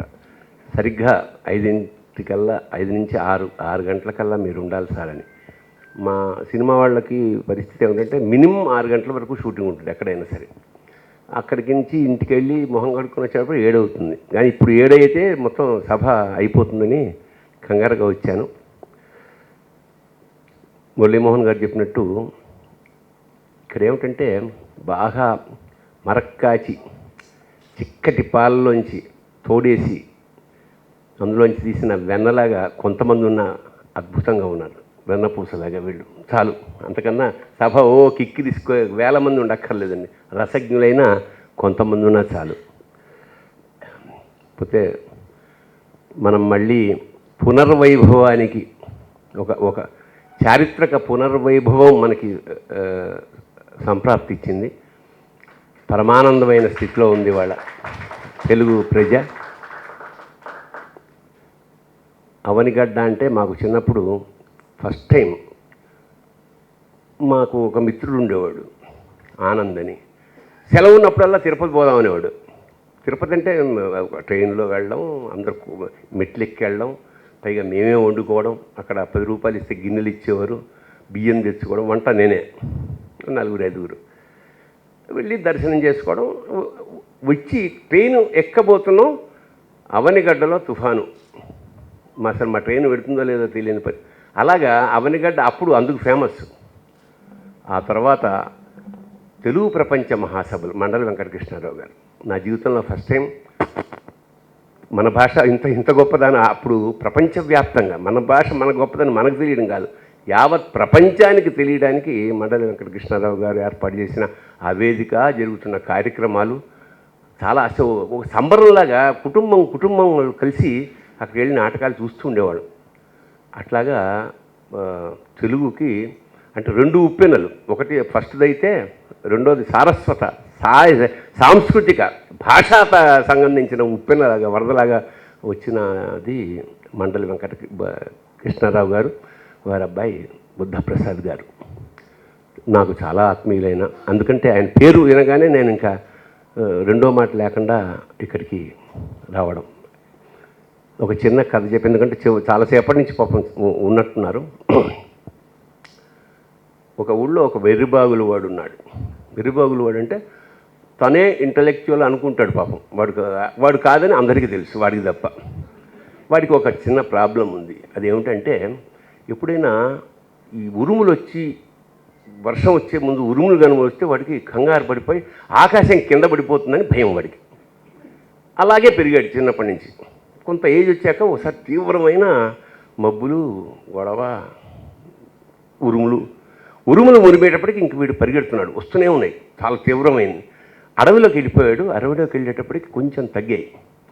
చూస్తే ఒక చెట్టు కింద ఒక ముని తపస్సు చేసుకుంటూ కూర్చున్నాడు. చూస్తే తగ్గింది అప్పటికి. అప్పుడు వీడు ఆ మునితో అన్నాడు, సామే మీరు ఈ చెట్టు కిందకి ఎందుకు కూర్చున్నారని నాకు అర్థమైంది అన్నాడు. వాడు అర్థం చూసి కళ్ళు తెరిచి, ఎవరు నాయనా నువ్వు అన్నాడు. మీరు ఈ చెట్టు కింద ఎందుకు కూర్చున్నారని నాకు అర్థమైంది, చెప్పు నాయనా అని. ఆకాశం పడితే చెట్ల మీద పడుతుంది, మీ మీద పడుతుంది, అందుకని కదా అన్నాడు.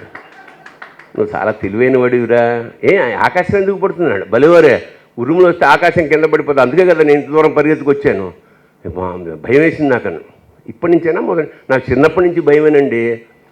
ఆకాశం పడిపోతుందని భయం కదా. సరే, అది పడకుండా ఉండే ఉపాయం ఒకటి చెప్తాను రాని. ఎట్టా సామె, ఏం లేదు, నువ్వు ఊళ్ళోకి వెళ్ళి కొంత మా ఇద్దరికి అన్నం పట్ల. అయితే భవతి భిక్షాందేహి మాదా కవళం తల్లి ఇలా అడుక్కోకు, నీ ఇష్టం, బూతులు తిట్టు, ఎందుకు పెట్టవని. నోటికి వచ్చిన బూతులను తిట్టంటే హాయ్ అని వెళ్ళిపోయాడు. వెళ్ళి ఇంకా మధ్యాహ్నం 2 గంటలకు వచ్చాడు. చేతిలో ఒక మూట ఉంది, కానీ తల బద్దలైపోయి రక్తం కారుతుంది. ఏమైందిరా అన్నాడు. ఏమిటి స్వామి, వెళ్ళి ఇంకా తిట్టడం మొదలెట్టాను. అన్నం పెట్టడం వాళ్ళు కదా, చెట్ట కొట్టేశారు. ఒకడైతే నితిమి కొట్టాడు, బ్లడ్. కాకపోతే ఒక తల్లి అన్నం వండుతున్న ఆమె నన్ను చూసి పాపం ఎంత ఆకలిస్తుందని అయినా, లేకపోతే నువ్వెందుకు అడుక్కునే అన్నానికి వచ్చిన వాడు ఎందుకు తిడతావు? నీకు బాబా విపరీతమైన ఆకలి వేస్తున్నట్టుంది, ఒక్క నిమిషం ఉండని గబగబా వేడివేడి అన్నం ఒక మూట మీకు నాకు మూట కట్టించిందండి తెచ్చాను అన్నాడు. ఒరే అలాంటి వాళ్ళు నలుగురు ఉన్నంత కాలం ఆకాశం పడదురా. అలాగా తెలుగు భాష ఏమన్నా అయిపోతుందని మనకు బెంగుంటే మన బుద్ధప్రసాద్ గారి వారు నలుగురుంటే మన ఆకాశము తెలుగు కింద పడదు. శుభం భూయాత్. శివోహం. అయిన తర్వాత అందరూ పిలుస్తాం. ఎందుకంటే ఇవాళ బుద్ధప్రసాద్ గారి సత్కార కార్యక్రమం కాబట్టి ముఖ్యంగా ఆయన మొన్న ఎమ్మెల్యేగా గెలవటం మనందరికీ కూడా ఆనందదాయకం. ఇందాక రాజశేఖర్ గారు అడిగారు, ఏమండి ఎలక్షన్ రిజల్ట్స్ వచ్చిందని అందరూ చాలా హుషారుగా ఉన్నట్టున్నారే అని. అవునండి, అందరూ అన్ని వర్గాల వాళ్ళు, ఈ కులం ఆ కులం ఈ మతం ఆ మతం అనకుండా అందరూ కూడా సైలెంట్ వేవ్లాగా ఓట్లు వేశారు కాబట్టి నొచ్చినాయండి. రోజున ఎన్టీ రామారావు గారు ముఖ్యమంత్రిగా ఉన్నప్పుడు ఆయన దిగిపోయి మళ్ళీ ఎలక్షన్ ఈ బ్రహ్మాండంగా గెలిచినప్పుడు కూడా ఇన్ని సీట్లు రాలేదండి. ఫస్ట్ ఆఫ్ ఇట్స్ కైండ్ అండి. ఆంధ్రప్రదేశ్లోనే కాదు భారతదేశంలో కూడా విషయంలో నాకు తెలిసినంతవరకు అంత అద్భుతమైన విజయాన్ని వాళ్ళ ఆంధ్రప్రదేశ్ సంపాదించుకుంది. మేము పార్లమెంట్లో ఉన్నప్పుడు అక్కడ వివిధ రాష్ట్రాల వాళ్ళందరం కలుస్తూ ఉంటాం కదా, వాళ్ళు అనేవారు, చంద్రబాబు నాయుడు లాంటి ముఖ్యమంత్రి మాకుంటే ఎంత బాగుంటుందయ్యా అనేవారు. మాకు గర్వంగా ఉండేది. కొద్ది రోజులు అయిన తర్వాత ఆయన ఓడిపోయిన తర్వాత, ఏమయ్యా మీ ఆంధ్ర వాళ్ళకి ఏం బుద్ధి లేదా, ఆ మాత్రం అర్థం కాదా, అంత మంచి ముఖ్యమంత్రి మీకుంటే ఆయన ఓడించారంటయ్యా, పోనీ గెలిచిన అయినా ఎంతకంటే అతను గరువులాగా కాదు కదా. ఆయన ఎక్కడో జైల్లో ఉండి వచ్చాడు, 18 నెలలు జైల్లో ఉన్నాడు, 20 కేసుల్లో ఉన్నాడు, ఆయన A1గా ఉన్నాడు. అలాంటి ఆయన్ని ఎలా ఎన్నుకున్నారు, ఈయన్ని ఓడించి అన్నారు. ఏం చేయండి సార్, మా ప్రారంభం అంతే, ఏం చేయలేమండి అన్న. 5 సంవత్సరాలు నరకం అనిపించారు అందరూ.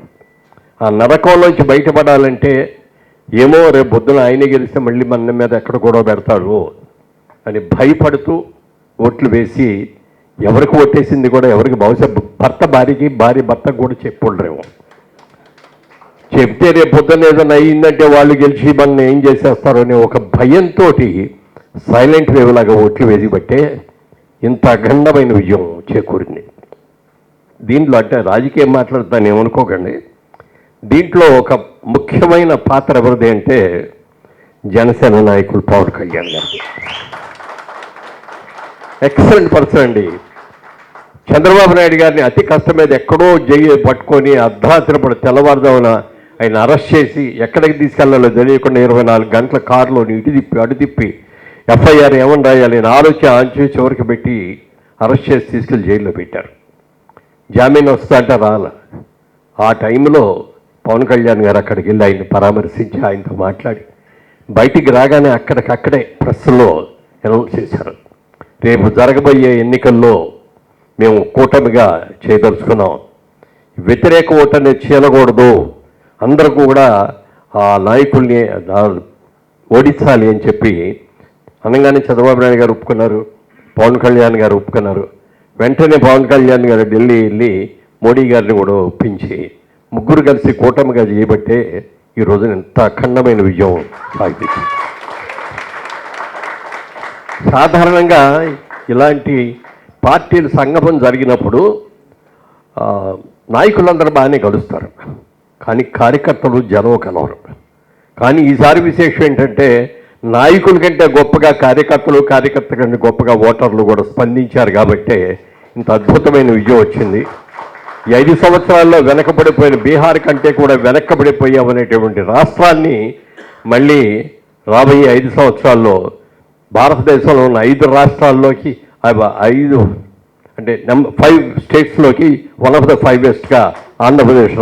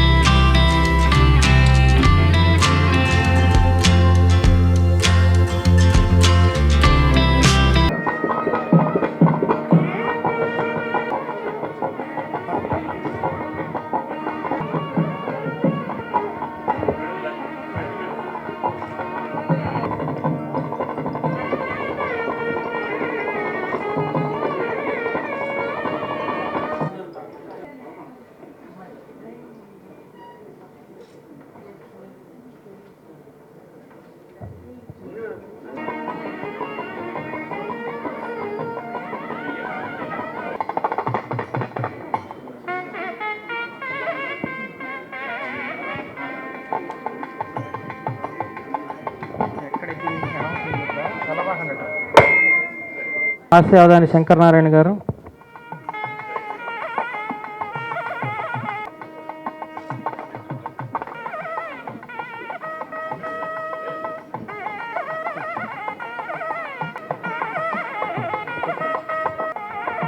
శిఖరమ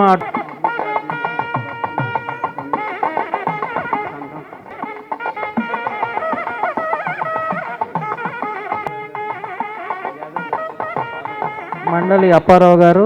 సత్కారం చేసిన వారు వెళ్ళి తమ తమ స్థానాల్లో ఆసీనులు కావాల్సింది కోరుతున్నాం.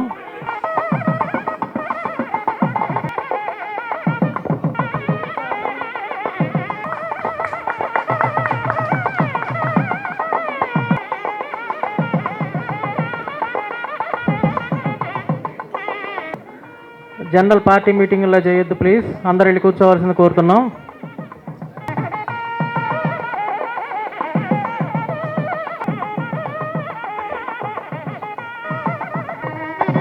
సింగింగ్ స్టార్ విజయలక్ష్మి గారు.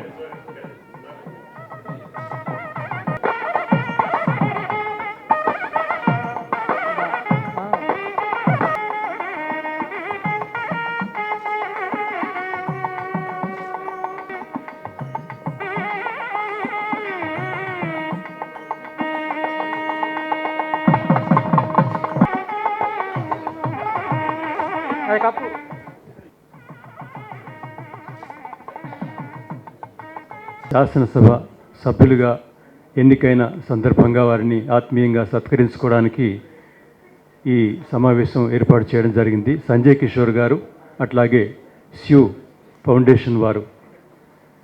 బుద్ధప్రసాద్ గారి గురించి రెండు మాటలు చెప్పదలుచుకున్నాను. ఒకటి, రాజకీయాలు వ్యాపారాత్మకమై 100 కోట్లు ఖర్చు పెట్టి 1000 కోట్లు సంపాదించే కాలంలో మహాత్మా గాంధీ కూడా ఎన్నికల్లో పోటీ చేస్తే ఓడిపోవడం ఖాయమైన కాలంలో బుద్ధప్రసాద్ గారు గెలవటం అనేది సత్యానికి, నిరాడంబరతకు నిదర్శనం. రెండవది, మండలి వెంకటకృష్ణరావు గారు ఎంతటి సేవా తత్పరులో మనందరికీ తెలుసు. అయితే ఆ గొప్ప తండ్రికి పుట్టిన గొప్ప కొడుకుగా ఈనాడు ఆయన పేరు సంపాదించుకోవడం చాలా గొప్ప విషయం ఈ కాలంలో. వెంకటకృష్ణరావు గారు 1975 సంవత్సరంలో నభూతో నభవిష్యత్తి అన్న చందాన మొట్టమొదటి ప్రపంచ తెలుగు మహాసభలు నిర్వహించి తెలుగు భాషను, సంస్కృతిని కాపాడుకోవాలన్న సంకల్పాన్ని, లక్ష్యాన్ని తెలుగువారికి నిర్దేశిస్తే ఆ లక్ష్యాన్ని కొనసాగించడానికి బుద్ధప్రసాద్ గారు ఆనాటి నుంచి ఈనాటి వరకు పాటుపడుతూనే ఉన్నారు. తొలి ప్రపంచ తెలుగు మహాసభల స్ఫూర్తిని కాపాడడానికి బుద్ధప్రసాద్ గారు చేసిన కృషి అనితర సాధ్యమైంది.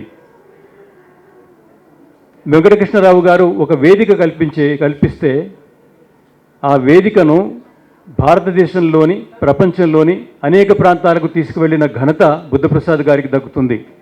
ఇవాళ భారతదేశంలో అనేక ప్రాంతాలలో ఏ ప్రాంతంలో ఏ తెలుగు అసోసియేషన్ ఉన్నదో, ఏ తెలుగు సంఘం తెలుగు భాషను కాపాడడానికి ఎటువంటి కృషి చేస్తున్నదో చెప్పగలిగిన వారు బుద్ధప్రసాద్ గారు. ఇవాళ ఒక భువనేశ్వర్ కానీ, ఒక బరంపురం కానీ, ఒక తమిళనాడులోని కృష్ణగిరి జిల్లా కానీ, హోసూరు కానీ, మద్రాసు కానీ, ఇట్లా భారతదేశంలోని అనేక ప్రాంతాల్లో ఎక్కడికి పెట్టినా ప్రతి ఒక్కరిని గుర్తించి వాళ్ళ కృషిని ప్రోత్సహించి భాషను కాపాడుకునే లక్ష్యాన్ని వారికి నిర్దేశించే కృషి వారు సాగించడమే కాకుండా 2 తెలుగు రాష్ట్రాల్లో తెలుగు భాషను కాపాడుకోవడానికి ఉద్యమం సాగించవలసిన దుస్థితి ఏర్పడినప్పుడు ఆ సాగించే ఉద్యమానికి వెన్నుదన్నుగా నిలిచిన తెలుగు నాయకుడు ఆయన. ఇవాళ గెలుపు తెలుగుకు ఆయన ముందు చేసే కృషికి, తెలుగు వారసత్వ సంకల్పానికి ఒక మానవ రూపమైన మనం పుంభావ సరస్వతి అంటుంటాము.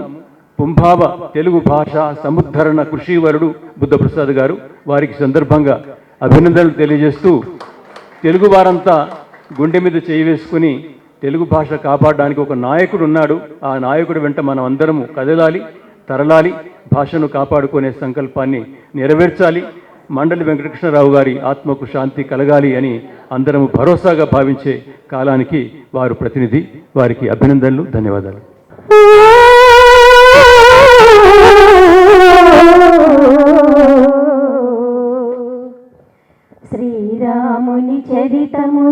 తెలిపెదమమ్మ ఘనశీలవతి సీత కథా వినుడోయమ్మ శ్రీరాముని చరితమును తెలిపెదమమ్మ ఘనశీలవతి సీత కథ వినుడోయమ్మ చెలువు మీర పంచవటి సీమలో తమ కొలువు చేయ సౌమిత్రి ప్రేమతో తన కొలువు తీరే రాఘవుడు భామతో శ్రీరాముని చరితమును తెలిపెదమమ్మ ఘనశీలవతి సీత కథ వినుడోయమ్మ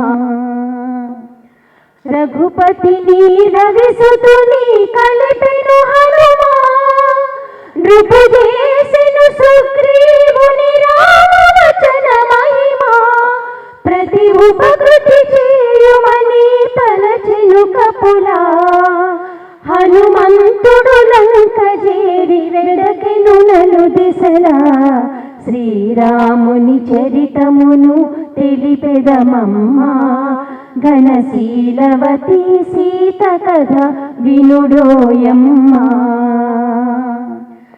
దశరథ సూనుడు లంకనుడాసి దశకంఠు తలలు కోసి దశరథ సూనుడు లంకనుడాసి దశకంఠు తలలు కోసి ఆతని తమ్ముని రాజును చేసి సీతను తెమ్మని పలికి ఘంటసాల గారి పాటలు అంటే బాగా ఇష్టం, అందులో లవకుశ పాటలు అంటే చాలా ఇష్టం. ఘంటసాల గారు స్వరపరిచారు, అందుకని వారు మీ మీద అభిమానంతో ఆ పాటను పాడటం జరిగింది సార్. ఇప్పుడు పెద్దలు మండలి బుద్ధప్రసాద్ గారు తమ స్పందనని తెలియజేస్తారు. అందరికీ నమస్కారం. ఈరోజు నన్ను ఇరికించేశాడు సంజయ్ కిషోర్. నేను ఈరోజున హైదరాబాద్ వేరే కార్యక్రమంకి వస్తున్నాను సందర్భంలో మా ఆఫీస్కి రండి సార్ అని అడిగాడు. సరే 4 గంటలకు నేను రవీంద్ర పాటల ప్రోగ్రామ్ 4 గంటలకు వస్తానని చెప్పి రాత్రి నాకు ఫోన్ చేసి లేదండి ఇది ఇక్కడ హోటల్లో పెట్టాం, దానికి కారణం రాజశేఖర్ గారు ఈ మధ్యన వెంకయ్యనాయుడు గారి ప్రోగ్రాంలో కనపడి ఏం చేస్తున్నావు సంజయ్ కిషోర్ ఉండి ఇట్లా కార్యక్రమం చేస్తుంటే అదే కాదు నీ ఆఫీస్లో చేయడం కాదు దీన్ని సంవత్సరం ఏదైనా హోటల్లో చేయని చెప్పారు, అందుకని మార్చారండి అని చెప్పాడు. అయితే ఎంతమంది పెద్దలను పిలిచారని కూడా నాకు తెలియదు. నిజంగా ఈ రోజున మీ అందరి అభిమానాన్ని నేను చూరుకున్నానంటే అది కేవలం తెలుగు భాష సంస్కృతులు మాత్రమే చెప్పి మాత్రం మనం చేస్తాం. ఈ శాసనసభ్యత్వాలు ఈ పదాలు ఇవి శాస్త్రానికి కాదు, కానీ ఏదైనా నాకు కొద్దిగా గుర్తింపు వచ్చిందంటే భాషా సేవకుడిగానే గుర్తింపు వచ్చిందని చెప్పి నేను భావిస్తాను. ఈ రోజున ఇంతమంది మహనీయులు రావటం ఆశీర్వదించడం నిజంగా ఒక అదృష్టంగా నేనైతే భావిస్తాను. వేదిక మీద ఉన్న పెద్దల కంటే కూడా వేదిక ముందు ఎంతోమంది పెద్దలు ఉన్నారు, ఆయా రంగాల్లో ఘనమైన కృషి చేస్తున్నవారు, జాతి సేవకి అంకితమైన వారు. మీరందరూ కూడా ఈరోజు అరుదించి ఈ రోజున మీ ఆశీస్సులు అందించినందుకు మీ అందరికీ కూడా నేను శతదాకృతం తెలియజేస్తున్నాను. ఎందుకంటే సహజంగా సన్మానాల తర్వాత సంవత్సరీత సమాధానం చెప్పాలంటే ఇది మామూలుగా అయితే నా ఉపన్యాసం చెప్పచ్చు. అయితే ఈ వేదిక మీద ఉన్న వారందరూ కూడా నా జీవితంలో మా నాన్నగారితోనూ నాతోనూ సన్నిహితంగా ఉన్నవారు, కార్యక్రమాల్లో సహకారం అందించినవారు. మురళీమోహన్ గారు చాలా గొప్పవారు, గొప్ప సినినట్లే కాదు గొప్ప వ్యక్తిత్వం ఉన్న మనిషి. నేను దాదాపు 84 సంవత్సరాల వయసులో అంత ఆరోగ్యంగా ఉన్నారంటే ఆరోగ్య రహస్యం ఏంటంటే మంచి మనసు ఉండటం అని చెప్పి నేను భావిస్తున్నాను. కల్మషం లేని వ్యక్తిత్వం మురళీమోహన్ గారిది. 1975లో ప్రపంచ తెలుగు మహోత్సవాలు జరిపినప్పుడు 1977లో దీస్యం ఉప్పుని వచ్చినప్పుడు తెలుగు సినీ ఆర్టిస్ట్ అసోసియేషన్ మా నాన్నగారికి అందించిన సహకారం అంతా ఇంత కాదు. ప్రభుత్వం తెలుగు మహాసభలు నిర్వహించిందని చెప్పి అనుకుంటారని ప్రభుత్వం తరపున తెలుగు మహాసభలకు ఖర్చు పెట్టిన తక్కువ, ఎక్కువ మొత్తంలో రాష్ట్రం అంతా తిరిగి నిధులు వసూలు చేసి ఇచ్చింది మాత్రం తెలుగు సినీ ఆర్టిస్ట్ అసోసియేషన్. 1977 ఉప్పెన్ తుఫాన్లో దివిసీమలో దాదాపు 10,000 మంది మరణించినప్పుడు వెంటనే సహాయంగా కదిలి వచ్చింది కూడా తెలుగు సినీ ఆర్టిస్ట్ అసోసియేషన్. ఆ రోజున సహాయ సామాగ్రి అంతా కూడా తీసుకుని పెద్ద 2 బస్సుల్లో కృష్ణ గారు, మురళీమోహన్ గారు, గుమ్మడి గారు, అల్లు రామలింగి గారు, మొత్తం యావత్తు సినీ తారలందరూ కూడా తరలి అవనిగడ్డ వచ్చినప్పుడు వాళ్ళకి అవనిగడ్డలో నేను స్వాగతం చెప్పి వారితో పాటు ఆ కార్యక్రమంలో ఆ రోజున పాలు పంచుకుంటుంది. ఆనాటి నుంచి కూడా మురళీమోహన్ గారి సేవా కార్యక్రమాన్ని చూసినవన్నీ అందులో అవనిగడ్డ నియోజకవర్గ ప్రజల తరపున ఆ రోజున మీరు అందించిన సహకారానికి ఈరోజు నేను హృదయపూర్వక కృతజ్ఞతలు తెలియజేసుకుంటున్నాను. ఇక తనికెళ్ళ భరణి గారు తెలుగు భాషా సంస్కృతులకు ఆభరణం లాంటివారు.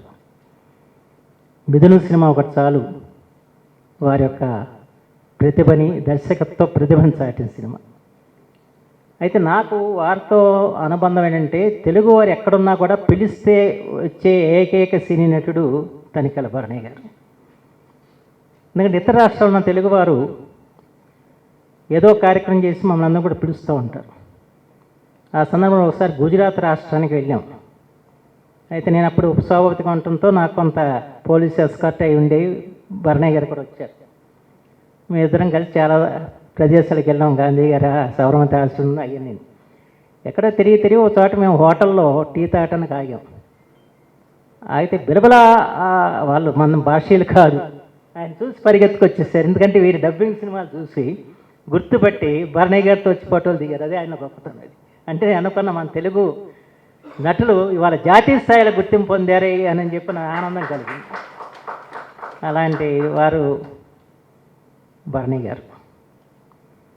ప్రత్యేకించి SCW సంస్థ చాలా గొప్ప సంస్థ. ఆ సంస్థ తరపున అనేక సేవా కార్యక్రమాలు, అనేక నిర్మాణ కార్యక్రమాలు ఈ రాష్ట్రంలో చాలా బృహత్తరమైన నిర్మాణ కార్యక్రమాలు నిర్వహించిన సంస్థ. మా దగ్గర కూడా కృష్ణా డెల్టా ఆధునీకరణ చేసింది కూడా వారే. రాజశేఖర్ గారు, ఆయన మంచి కళాప్రియుడు. ఈ సంగమం సంస్థకి వెనుదన్ను నిలిచిన వ్యక్తి. అనేక సాంస్కృతిక కార్యక్రమాలకి ఆయన సహకారం అందించి అద్భుతమైన కార్యక్రమం నిర్వర్తించారు. ఆ సందర్భంలో నేను అనేక కార్యక్రమంలో పాలు పంచుకోవటం అప్పుడే నాకు వారితో కూడా పరిచయం కలిగింది. వారు ఈరోజు ఈ కార్యక్రమాన్ని ఏర్పాటు చేయించడంలో ప్రధాన పాత్ర నిర్వహించినందుకు వారికి నేను హృదయపూర్వకంగా కృతజ్ఞతలు తెలియజేసుకుంటున్నాను. ఇకపోతే కృష్ణక్క, డాక్టర్ కేవి కృష్ణకుమారి గారు నా మీద అపారమైన అవ్యాజన రాగాలు చూపే అందరికీ అక్క, నాకు కూడా అక్కే. ఆమె డాక్టర్ నీలం సంజీవ్ రెడ్డి గారికి ప్రియపుత్రిక లాంటిది. మా నాన్నగారిని రాజకీయాల్లో ప్రోత్సహించిన వ్యక్తి డాక్టర్ నీలం సంజీవ్ రెడ్డి. ఎందుకంటే ఆయన కృష్ణా జిల్లా కాంగ్రెస్ కార్యదర్శిగా ఉన్నప్పుడు ఆయన చూసి చిన్న వయసులో 30 ఏళ్ళ వయసులోనే ఆయన అడగకుండా పార్లమెంట్కి నిలబెట్టిన వ్యక్తి డాక్టర్ నీలం సంజీవ్ రెడ్డి గారు. అప్పుడు మా నాన్నగారి పరిస్థితి అంటే ఒక ఉపాధ్యాయుడి కొడుకు, కనీసం డిపాజిట్ కట్టే ఆర్థిక స్తోమత కూడా లేని పరిస్థితులు. అలాంటి పరిస్థితుల్లో అలాంటి ఒక సామాన్య కార్యకర్తని నిలబెట్టి గెలిపించడం అంటే అది వాళ్ళ యొక్క గొప్ప వ్యక్తిత్వానికి అదొక నిదర్శనం అని చెప్పి మాత్రం మనం తెలుస్తున్నాం. ఈరోజు ఏముంది, ఎన్ని కోట్లు ఉన్నాయి మీకు బ్యాంక్ ఖాతా చూపించమని అడుగుతారు నిలబడాలంటే. పార్లమెంట్కి అయితే ఎన్ని కోట్లు, అప్పుడు అసెంబ్లీ కూడా కోట్లు అయిపోయింది. మొన్న నాకే అదే సమస్య ఎదురైంది. ఆ పరిస్థితి ఇవాళ వచ్చింది. అంటే రాజకీయాలు ఎంతగా ఇదైపోయినాయో నేను వేరుగా చెప్పాల్సిన అవసరం లేదు. ఆ రోజుల్లో డబ్బు లేదంటాం గొప్ప విషయం. ఇవాళ డబ్బు ఉందంటేనే కానీ ఇవాళ రాజకీయం నడిచే పరిస్థితి. ముందే డబ్బు ఉందని చెప్పాలి, చెప్తే తప్పది లేదు. ఆ రకమైన పరిస్థితులు వాళ్ళ రాజకీయాల్లో వచ్చాయి. అలాంటి పరిస్థితుల్లో సంజయ్ రెడ్డి గారిని సదా గుర్తు చేసే కృష్ణకుమారి గారు ఈరోజు ఈ సభలో ఉండటం నాకు ఆనందదాయకమైన విషయం. మా నాన్నగారి ప్రపంచ తెలుగు మహోత్సవాన్ని అవన్నీ జరిపినప్పుడు అప్పటి నుంచి అనుబంధం ఉన్నవారు అన్నమయ్య కీర్తనలకి తమ జీవితాన్ని అంకితం చేసిన శోభారాజు గారు. 3వ ప్రపంచ తెలుగు మహోత్సవాలు మారిషస్లో జరిగినప్పుడు మా నాన్నగారికి తోడుగా నేను వెళ్ళాను. అప్పుడు అక్కడ గవర్నర్ జనరల్ గారి దగ్గర వీరి కార్యక్రమం జరిగింది, శోభారాజు గారిది. వీరాస్వామి లింగడని గవర్నర్ జనరల్, అనిరుద్ జగన్నాథ్ అని ప్రధానమంత్రి, వాళ్ళు ఎంతో సత్కరించి ఎంత ఆనందించారో ఆ గానానికి పులకించి. అప్పటి నుంచి నాకు బాగా వారితో అనుబంధం ఉంది. వారు కూడా ఈరోజు వచ్చి ఆశీర్వదించినందుకు వారికి కూడా ధన్యవాదాలు. ఇకపోతే ముక్తేశ్వరరావు గారు, నాకు జీవితంలో అనేక పదవులు చేసే కానీ నాకు తృప్తి ఇచ్చిన ఒకే ఒక పదవి అధికార భాషా సంఘం అధ్యక్ష పదవి. ఎందుకు తృప్తి ఇచ్చిందో, తృప్తి కలగటానికి కారకుడు ముక్తేశ్వరరావు గారు. నల్గొండ జిల్లా కలెక్టర్గా ఉండి మొత్తం పరిపాలన అంతా తెలుగులో చేసిన చరిత్ర ఒక్క ముక్తేశ్వరరావు గారికే దక్కింది. అది నేను అధికార భాషా సంఘం అధ్యక్షుడిగా ఉన్నప్పుడు జరగటం అదొక అదృష్టం. ఇద్దరు చేశారు. ఒకటి రాష్ట్ర స్థాయిలో ప్రకృతి వైపరీత్యాల నివారణ శాఖకి డాక్టర్ రాధా గారు అని చెప్పిన తమిళీడు, ఆయన తమిళ భాష మన తెలుగువాడు కాదు, ఆయన ఆ శాఖని సెక్రటరియట్ స్థాయిలో సచివాలయ స్థాయిలో సంపూర్ణంగా తెలుగుని అమలు చేసిన శాఖ ఒకటి ప్రకృతి వైపరీత్యాల నివారణ. ఎందుకంటే ఇది మీకు తెలుసు, దీంట్లో సంక్లిష్టమైన పదాలు ఉంటాయి. అయినా కూడా ఆయన ఒక తెలుగు పండితుడిని పెట్టుకుని అవన్నీ తెలుగులో చేయించి అద్భుతంగా చేశారు. ఈ రెండు కార్యక్రమాల వల్ల అధికార భాషా సంఘం చరిత్రలో ఉపన్యాసాలు చెప్పటం కాదు, సాధించవచ్చు తెలుగు భాషని అధికార భాషగా అని చెప్పి నిరూపించిన వారిలో ముక్తేశ్వరరావు గారు జాతికి ఆదర్శప్రాయుడని చెప్పి నేను భావిస్తాను. అది నేను అధికార భాషా సంఘం అధ్యక్షుడిగా జరగటం. ఇంకా ఆశ్చర్యకరం ఏంటంటే ఆ రోజున ఇండియా టుడే వాళ్ళు 10 మంది ప్రతిభావంతులు లేకపోతే అని చెప్పిన ఒక సర్వే చేసి ఆ 10 మందిలో నన్ను ఒకటిగా ఎంపిక చేశారు. దేనికంటే అధికార భాషా సంఘాన్ని చిత్తశుద్ధిగా నిర్వహిస్తాను. అది చిన్న విషయం కాదు. ఓ పక్కన మహేష్ సినిమా యాక్టర్ ఉన్నారు, ఇంకా కొంతమంది పారిశ్రామికవేత్తలు ఉన్నారు. వాళ్ళతో పాటు నన్ను కూడా ఎంపిక చేశారు. ఎందుకంటే అధికార భాష విషయంలో ఆయన చిత్తశుద్ధితో పనిచేస్తున్నాడు, కొంత ప్రభావం చూపారు. ప్రభావశీలురు అని 10 మంది ప్రభావశీలు అంటే 10 మంది ప్రభావశీలు ఇండియా టుడే నన్ను ఎంపిక చేసిందంటే దానికి వీరందరూ కూడా కారణం అని చెప్పి మనం చేస్తున్నాను. ఆ రకంగా తెలుగు భాషకి ఆయన ఎంతో సేవ చేసిన వ్యక్తి ముక్తేశ్వరరావు గారు రావటం. అలాగే హర్షవర్ధన్ గారు, వారు ఆంధ్రప్రదేశ్ సంస్కృతి శాఖ కొంతకాలం సంచాలకులకు పనిచేశారు. ఎంతో ఆతృతతో సాంస్కృతిక రంగాన్ని పునరుజ్జీవనం చేయాలని వచ్చి ఏం చేయలేమని చెప్పి వెళ్ళిపోయారు. వారిది మా ప్రాంతం అచ్చాలపల్లి. సరే, వేదిక ముందు ఎంతోమంది పెద్దలు ఉన్నారు, ఒక్కొక్కరి పేరు చెప్పాలంటే చాలా సమయం తీసుకుంటే ఇంతమంది పెద్దలు రావటం చాలా సంతోషకరమైన విషయం. అయితే ఇవాళ నేను పెద్దగా రాజకీయాలు కూడా నేను మాట్లాడదలుచుకోలేదు. ఆంధ్రప్రదేశ్ రాజకీయాలు మీ అందరికీ కూడా తెలిసినవే. మురళీమోహన్ గారు కూడా ఇందాక ప్రస్తావించారు. గత 5 సంవత్సరాలుగా ఒక సాంస్కృతిక ఎడారిగా తయారైపోయింది ఆంధ్రప్రదేశ్. మళ్ళీ ఆ ఎడారిలో ఇవాళ సాంస్కృతిక రంగాన్ని చిగురింపు చేయాల్సిన బాధ్యత మనందరికీ ఉందని చెప్పి మాత్రం మనం చేస్తున్నాం. రెండోది, తెలియకుండానే 5 సంవత్సరాలుగా భాషా సంస్కృతుల మీద దాడి జరిగింది. ఎందుకంటే మనం తెలుగు జాతి అని చెప్పుకుంటున్నాం. తెలుగు జాతి ఎట్లా వచ్చింది? తెలుగు భాష మాడేవాళ్ళు తెలుగు జాతీయులు. ఎప్పుడైతే భాష నశిస్తుందో అప్పుడు జాతి నశిస్తుంది. ఆ సత్యాన్ని పాలకులు తెలియకపోతే జరిగే ప్రమాదం ఏంటో గత 5 సంవత్సరాలుగా మనం చూసాం. తెలుగు మాధ్యమాన్ని తీసివేశారు, ఇంగ్లీష్ మాధ్యమాన్ని ప్రవేశపెట్టారు. మా పొట్టలు ఎవరన్నా మాడితే మా మీద దాడి చేశారు. మీరంతా కూడా పేదవాళ్ళకి వ్యతిరేకులు, మీరంతా కూడా మీ పిల్లలు ఇంగ్లీష్లో చదవచ్చు, పేదవాళ్ళు ఇంగ్లీష్లో చదవకూడదా, ఈ రకమైన ప్రశ్నలు సంధించిన పరిస్థితులు వచ్చాయి. ఇంగ్లీష్లో ఎవరు చదివినా దానికి ఎవరు కారణం? ప్రభుత్వమే కదా. మీరు ఖచ్చితంగా తెలుగు చదవాలంటే చదివి తీరాలి అందరూ. కానీ తెలుగు చదివే అవకాశం మీరు ఇవ్వకుండా వ్యవహరించడం ఎంతవరకు సబబు? చివరికి అది హైకోర్టుకి వెళ్తాం. హైకోర్టు కూడా ఆ జీవోని రద్దు చేయటం జరిగింది. పని హైకోర్టుని గౌరవించి ఆ జీవోని అమలు చేసే ప్రయత్నం చేయకుండా మళ్ళీ సుప్రీంకోర్టుకి వెళ్ళారు. సుప్రీంకోర్టులో నేను కూడా ఇంప్లీడ్ అయ్యా అక్కడ. కానీ ఆ సుప్రీంకోర్టు ఈ రోజు కూడా కేసు తేల్చలేదు, అట్లా ఉండిపోయింది. అది ఈ పరిస్థితులు వారి ప్రభుత్వం మారింది. వాళ్ళ చంద్రబాబు నాయుడు గారు, పవన్ కళ్యాణ్ గారు నాయకత్వంలో మళ్ళీ తెలుగుకి, తెలుగు సంస్కృతికి మళ్ళీ పునరుజ్జీవనం కలగాలని చెప్పి మాత్రం ఈ సందర్భంలో నేను కోరుకుంటున్నాను. అయితే ఒకటి మాత్రం మేము అందరికీ మనం చేసేది, ప్రభుత్వాల వల్ల ఏదో జరుగుతుందని చెప్పి మాత్రం ఆశించొద్దు. తెలుగు సాంస్కృతిక పునరుజ్జీవనం జరగాలంటే ప్రజల ద్వారా జరగాల్సిన అవసరం అంతేనా ఉంది. అందుకని ప్రజల్లో ఒక చైతన్యం తేవటానికి కృషి చేయాల్సిన బాధ్యత వాళ్ళ మనందరి మీద ఉందని చెప్పి మాత్రం ఈ సందర్భంలో మనవి చేస్తున్నాను. గతంలో చంద్రబాబు గారు జన్మభూమి అనే ఒక కార్యక్రమం ప్రవేశపెట్టారు. దానికి మాతృక కొరియా దేశంలోని సేమావులు ఉడంగ్ అని చెప్పని ఒక దాన్ని ఆదర్శంగా తీసుకుని ఆయన ఇక్కడ జన్మభూమి పెట్టారు. అయితే దాంట్లో ప్రధానమైన అంశం ఏంటంటే కొరియా దేశస్తులు చాలా సోమరులు. అందుకని జపాన్ వాళ్ళు వచ్చి వాళ్ళ మీద దాడి చేసి వాళ్ళ ఆధిపత్యం కొనసాగిస్తున్న సమయంలో అక్కడ దేశాధ్యక్షుడు ఏం చేశాడంటే ప్రతి 50 కుటుంబాలకి ఆ దేశంలో ఉన్న మంత్రులు కానివ్వండి, పార్లమెంట్ సభ్యులు కానీ, మేధావులు కానీ, విద్యావేత్తలు కానీ, సాంస్కృతిక రంగ ప్రముఖులు కానీ వీళ్ళందరూ 50 కుటుంబాలను కూర్చోబెడతాం. మన జాతి గొప్పది, మన సీఓలు మన భాష గొప్పది, మనకంటే ఇతరులు ఏమీ ఎక్కువ కాదు, కానీ మనం ఇలా సోమరులుగా ఉండటం, మన సంస్కృతిని మన భాషని మనం మర్చిపోవటంతో, మన జాతి యొక్క గొప్పతనాన్ని మనం గుర్తించకపోవడంతో మన మీద ఈ రకమైన దాడులు జరుగుతున్నాయి, ఆధిపత్యం జరుగుతుంది. కనుక మనం ఎలాగైనా మన జాతి యొక్క ఔనిత్యాన్ని నిలుపుకోవాలని చెప్పి ప్రబోధిస్తూ, మరో పక్కన ఏంటంటే సిమెంటు, ఇసుక, తర్వాత ఇనుము ఇచ్చి మీరు శ్రమదానం చేసి ఇల్లు కట్టుకోమని చెప్పారు. ఆ రెండో పార్ట్ మనం తీసుకున్నాం.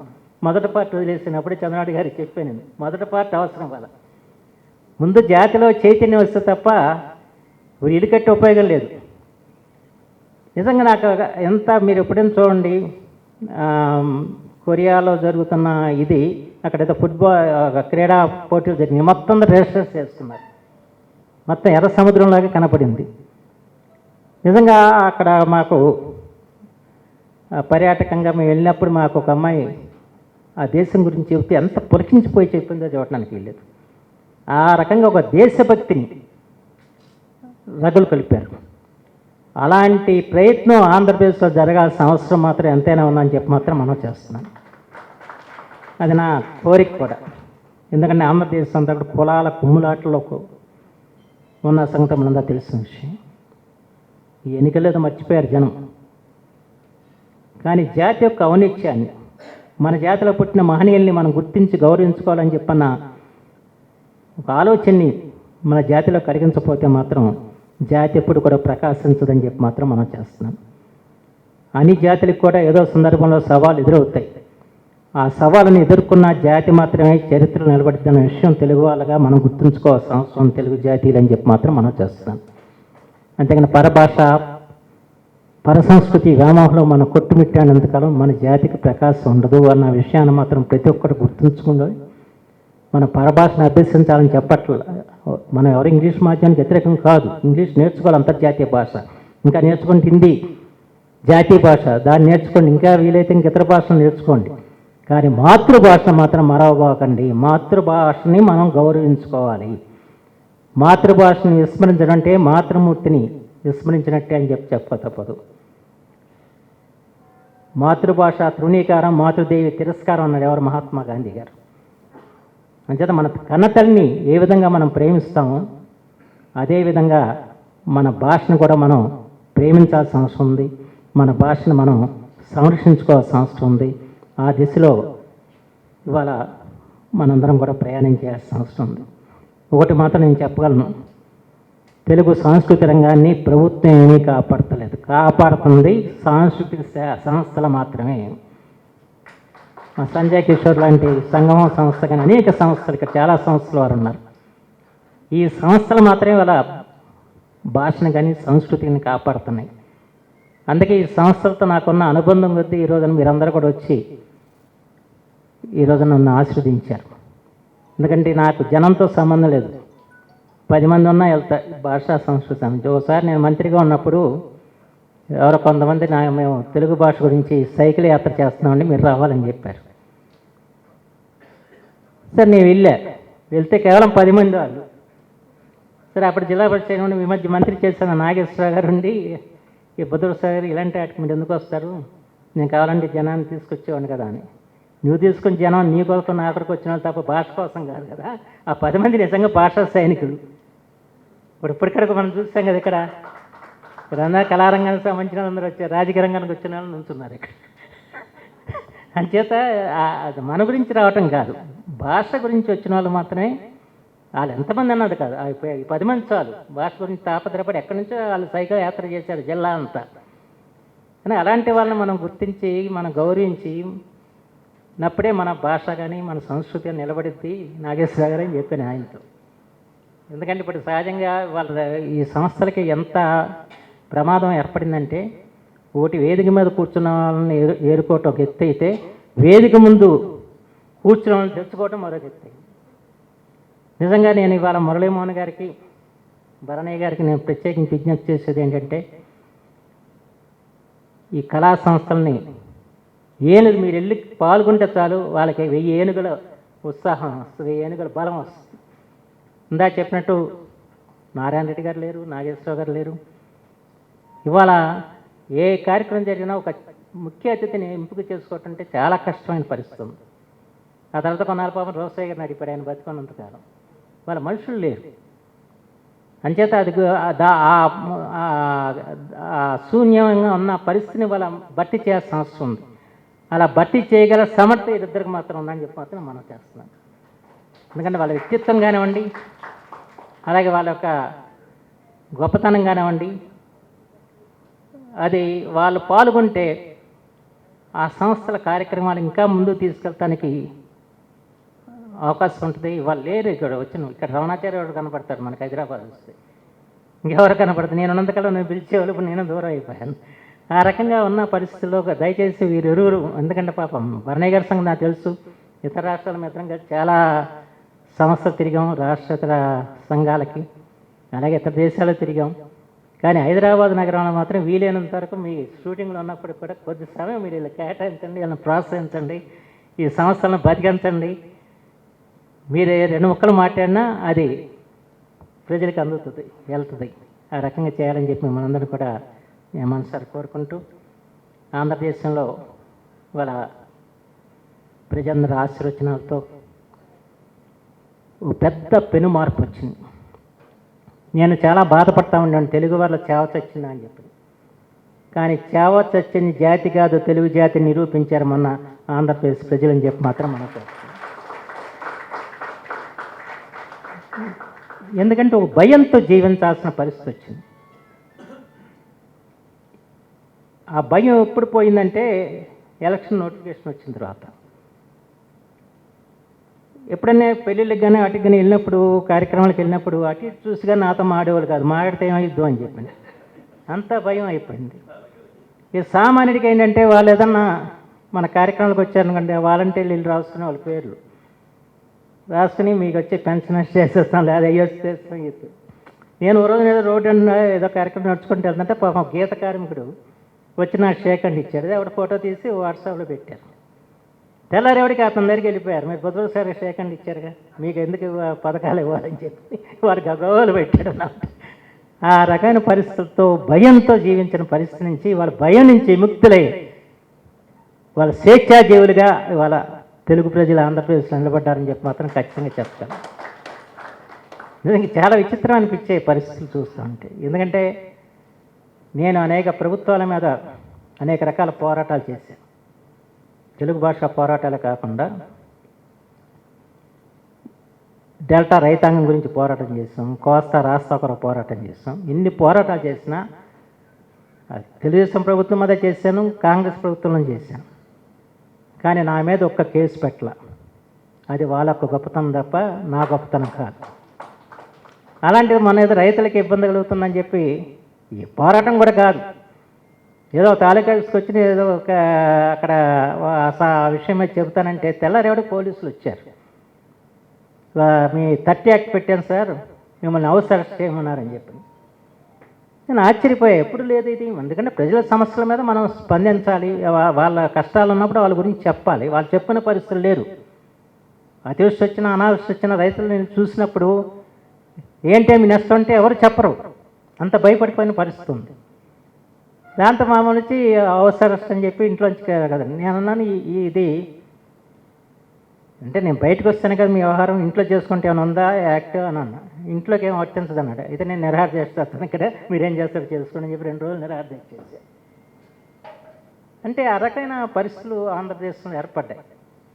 ఆ భయానక పరిస్థితుల నుంచి ఇవాళ బయటపడి ఇవాళ స్వేచ్ఛాజీవులుగా ఇవాళ పరిస్థితులు కల్పించుకున్నారు, ఎవరికాలు ప్రజలే కల్పించుకున్నారని చెప్పి మాత్రం మనం చేస్తున్నాం.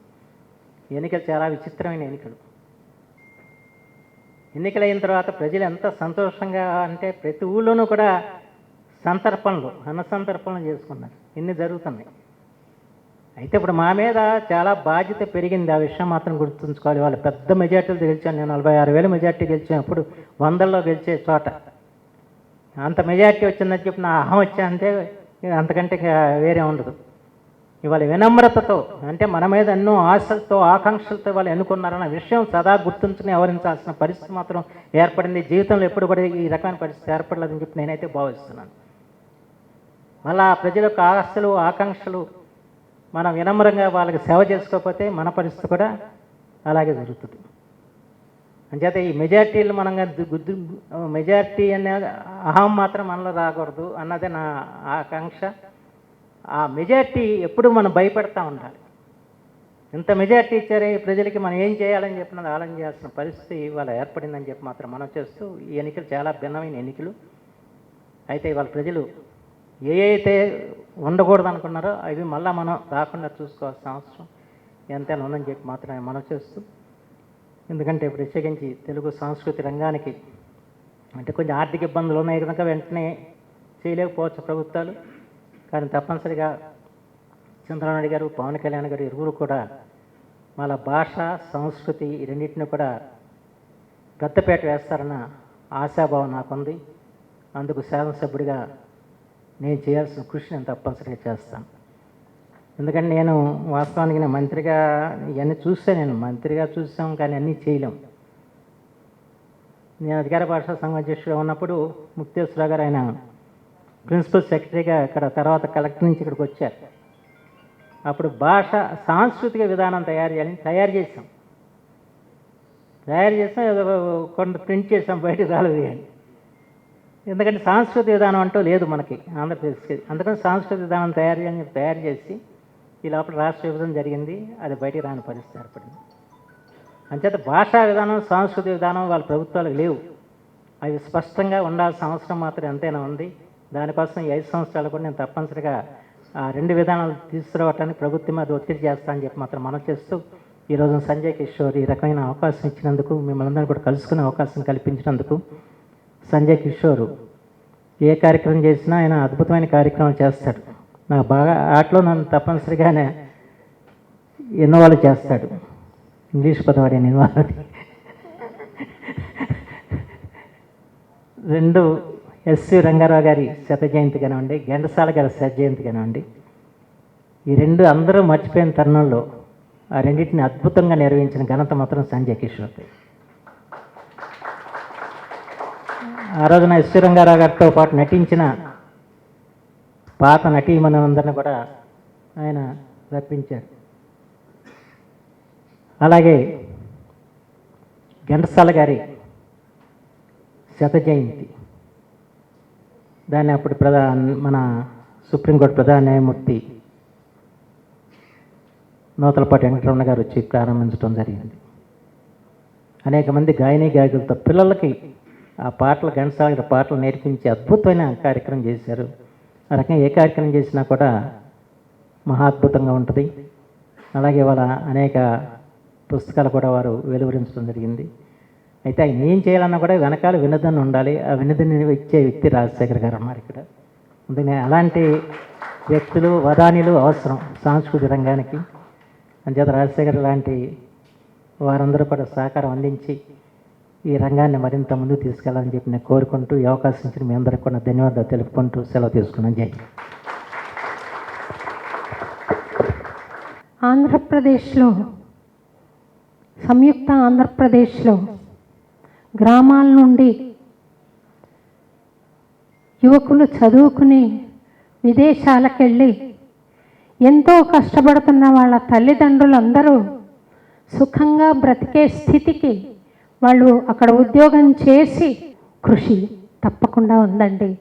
ఇది నేను రాజకీయానికి అతీతంగా వారిని వ్యక్తిగతంగా ఒక ముఖ్యమంత్రిగా నేను కళలకు కూడా ఆయన స్వతసిద్ధంగా గాయకుడు కాకపోవచ్చు, నటుడు కాకపోవచ్చు, అదే వారిని గాయకులను, నటులను ఎంతో గౌరవించి ప్రోత్సహించిన మహానుభావుడు ఆయన. ఈరోజు హైదరాబాద్ను మనం ఇంత కళకళలాడుతూ చూస్తున్నామంటే దాని వెనుక ఆయన ప్రయత్నం ఎంతో ఉంది. అటువంటి మహానుభావుణ్ణి జైలు పాలు చేసిన రోజున నేను కంట తడి పెట్టుకున్నాను, ఇది సత్యం. ఎలా అని నేను నాకున్నది చిన్న ఫేస్బుక్, నాకున్నది చిన్న పరిధి, అందులో చెప్దామని చూస్తే మా ఆయన ఒకటే అన్నాడు, సోషల్ మీడియా చాలా స్ట్రాంగ్గా ఉంది, వాళ్ళు ఏం మాట్లాడతారో ఏం చెప్తారో మనకు తెలియదు, నేను భరించలేను నీ గురించి అలాగా మాట్లాడితే. నేను వెళ్దాం అనుకున్నాను. అక్కడ మన ఇక్కడ ఒక కార్యక్రమం జరిగింది వారి గురించి, నేను ఫోన్ చేసి వెళ్తాను, వాళ్ళు నన్ను పిలవలేదు కానీ నేను వెళ్తానన్న ఆయన, నేను భరించలేను ఇలాంటివి, నువ్వు అసలు వెళ్ళొద్దు, నువ్వు పాడక్కర్లేదు, ఇంట్లో కూర్చుంటే చాలన్నారు ఆయన. దాంతో నేను వెనకంజ వేయాల్సింది. మా ఆయన నా ఆలోచన చేస్తే మా ఆయనకే నేను ఓటు వేసుకున్నాను అప్పట్లో. అయితే ఈరోజు నేను చెప్పాలనుకున్న విషయం ఏంటంటే, ఇలాగా సినిమాల్లో అశ్లీలతను నియంత్రించడానికి ఒక సెన్సార్ బోర్డు ఉంది. సోషల్ మీడియాలో లేదు సార్, ఇష్టం వచ్చినట్లుగా పతివ్రతలు సీతగా అమ్మవారిని కూడా మాట్లాడగలిగిన దౌర్భాగ్యం ఈ సోషల్ మీడియాలో ఉంది. అటువంటిని దాన్ని అరికట్టే దిశగా మీరేమన్నా ప్రయత్నం చేస్తే మేమందరం సంతోషిస్తామని, మీ వైపున నిలబడి మిమ్మల్ని బలపరుస్తామని చెప్పి కోరుకుంటూ, తప్పకుండా మాకు ఈ ఒక్క సౌకర్యం చేయవలసిందిగా, ఇది ఒక్క నిర్ణయం తీసుకుని ఈ సమాలోచనకు మమ్మల్ని పిలిచినా కూడా వస్తామని చెప్పి మనవి చేస్తూ, ఇది ఈ అశ్లీలతను ఫేస్బుక్, ఇన్స్టాగ్రామ్ ఇలాంటి సోషల్ మీడియా నుండి తీసేయడానికి ఎటువంటి చర్యలు తీసుకోగలరో దయచేసి ఆలోచించమని చెప్పి నేను మనసా కోరుకుంటూ సెలవు తీసుకుంటున్నానండి.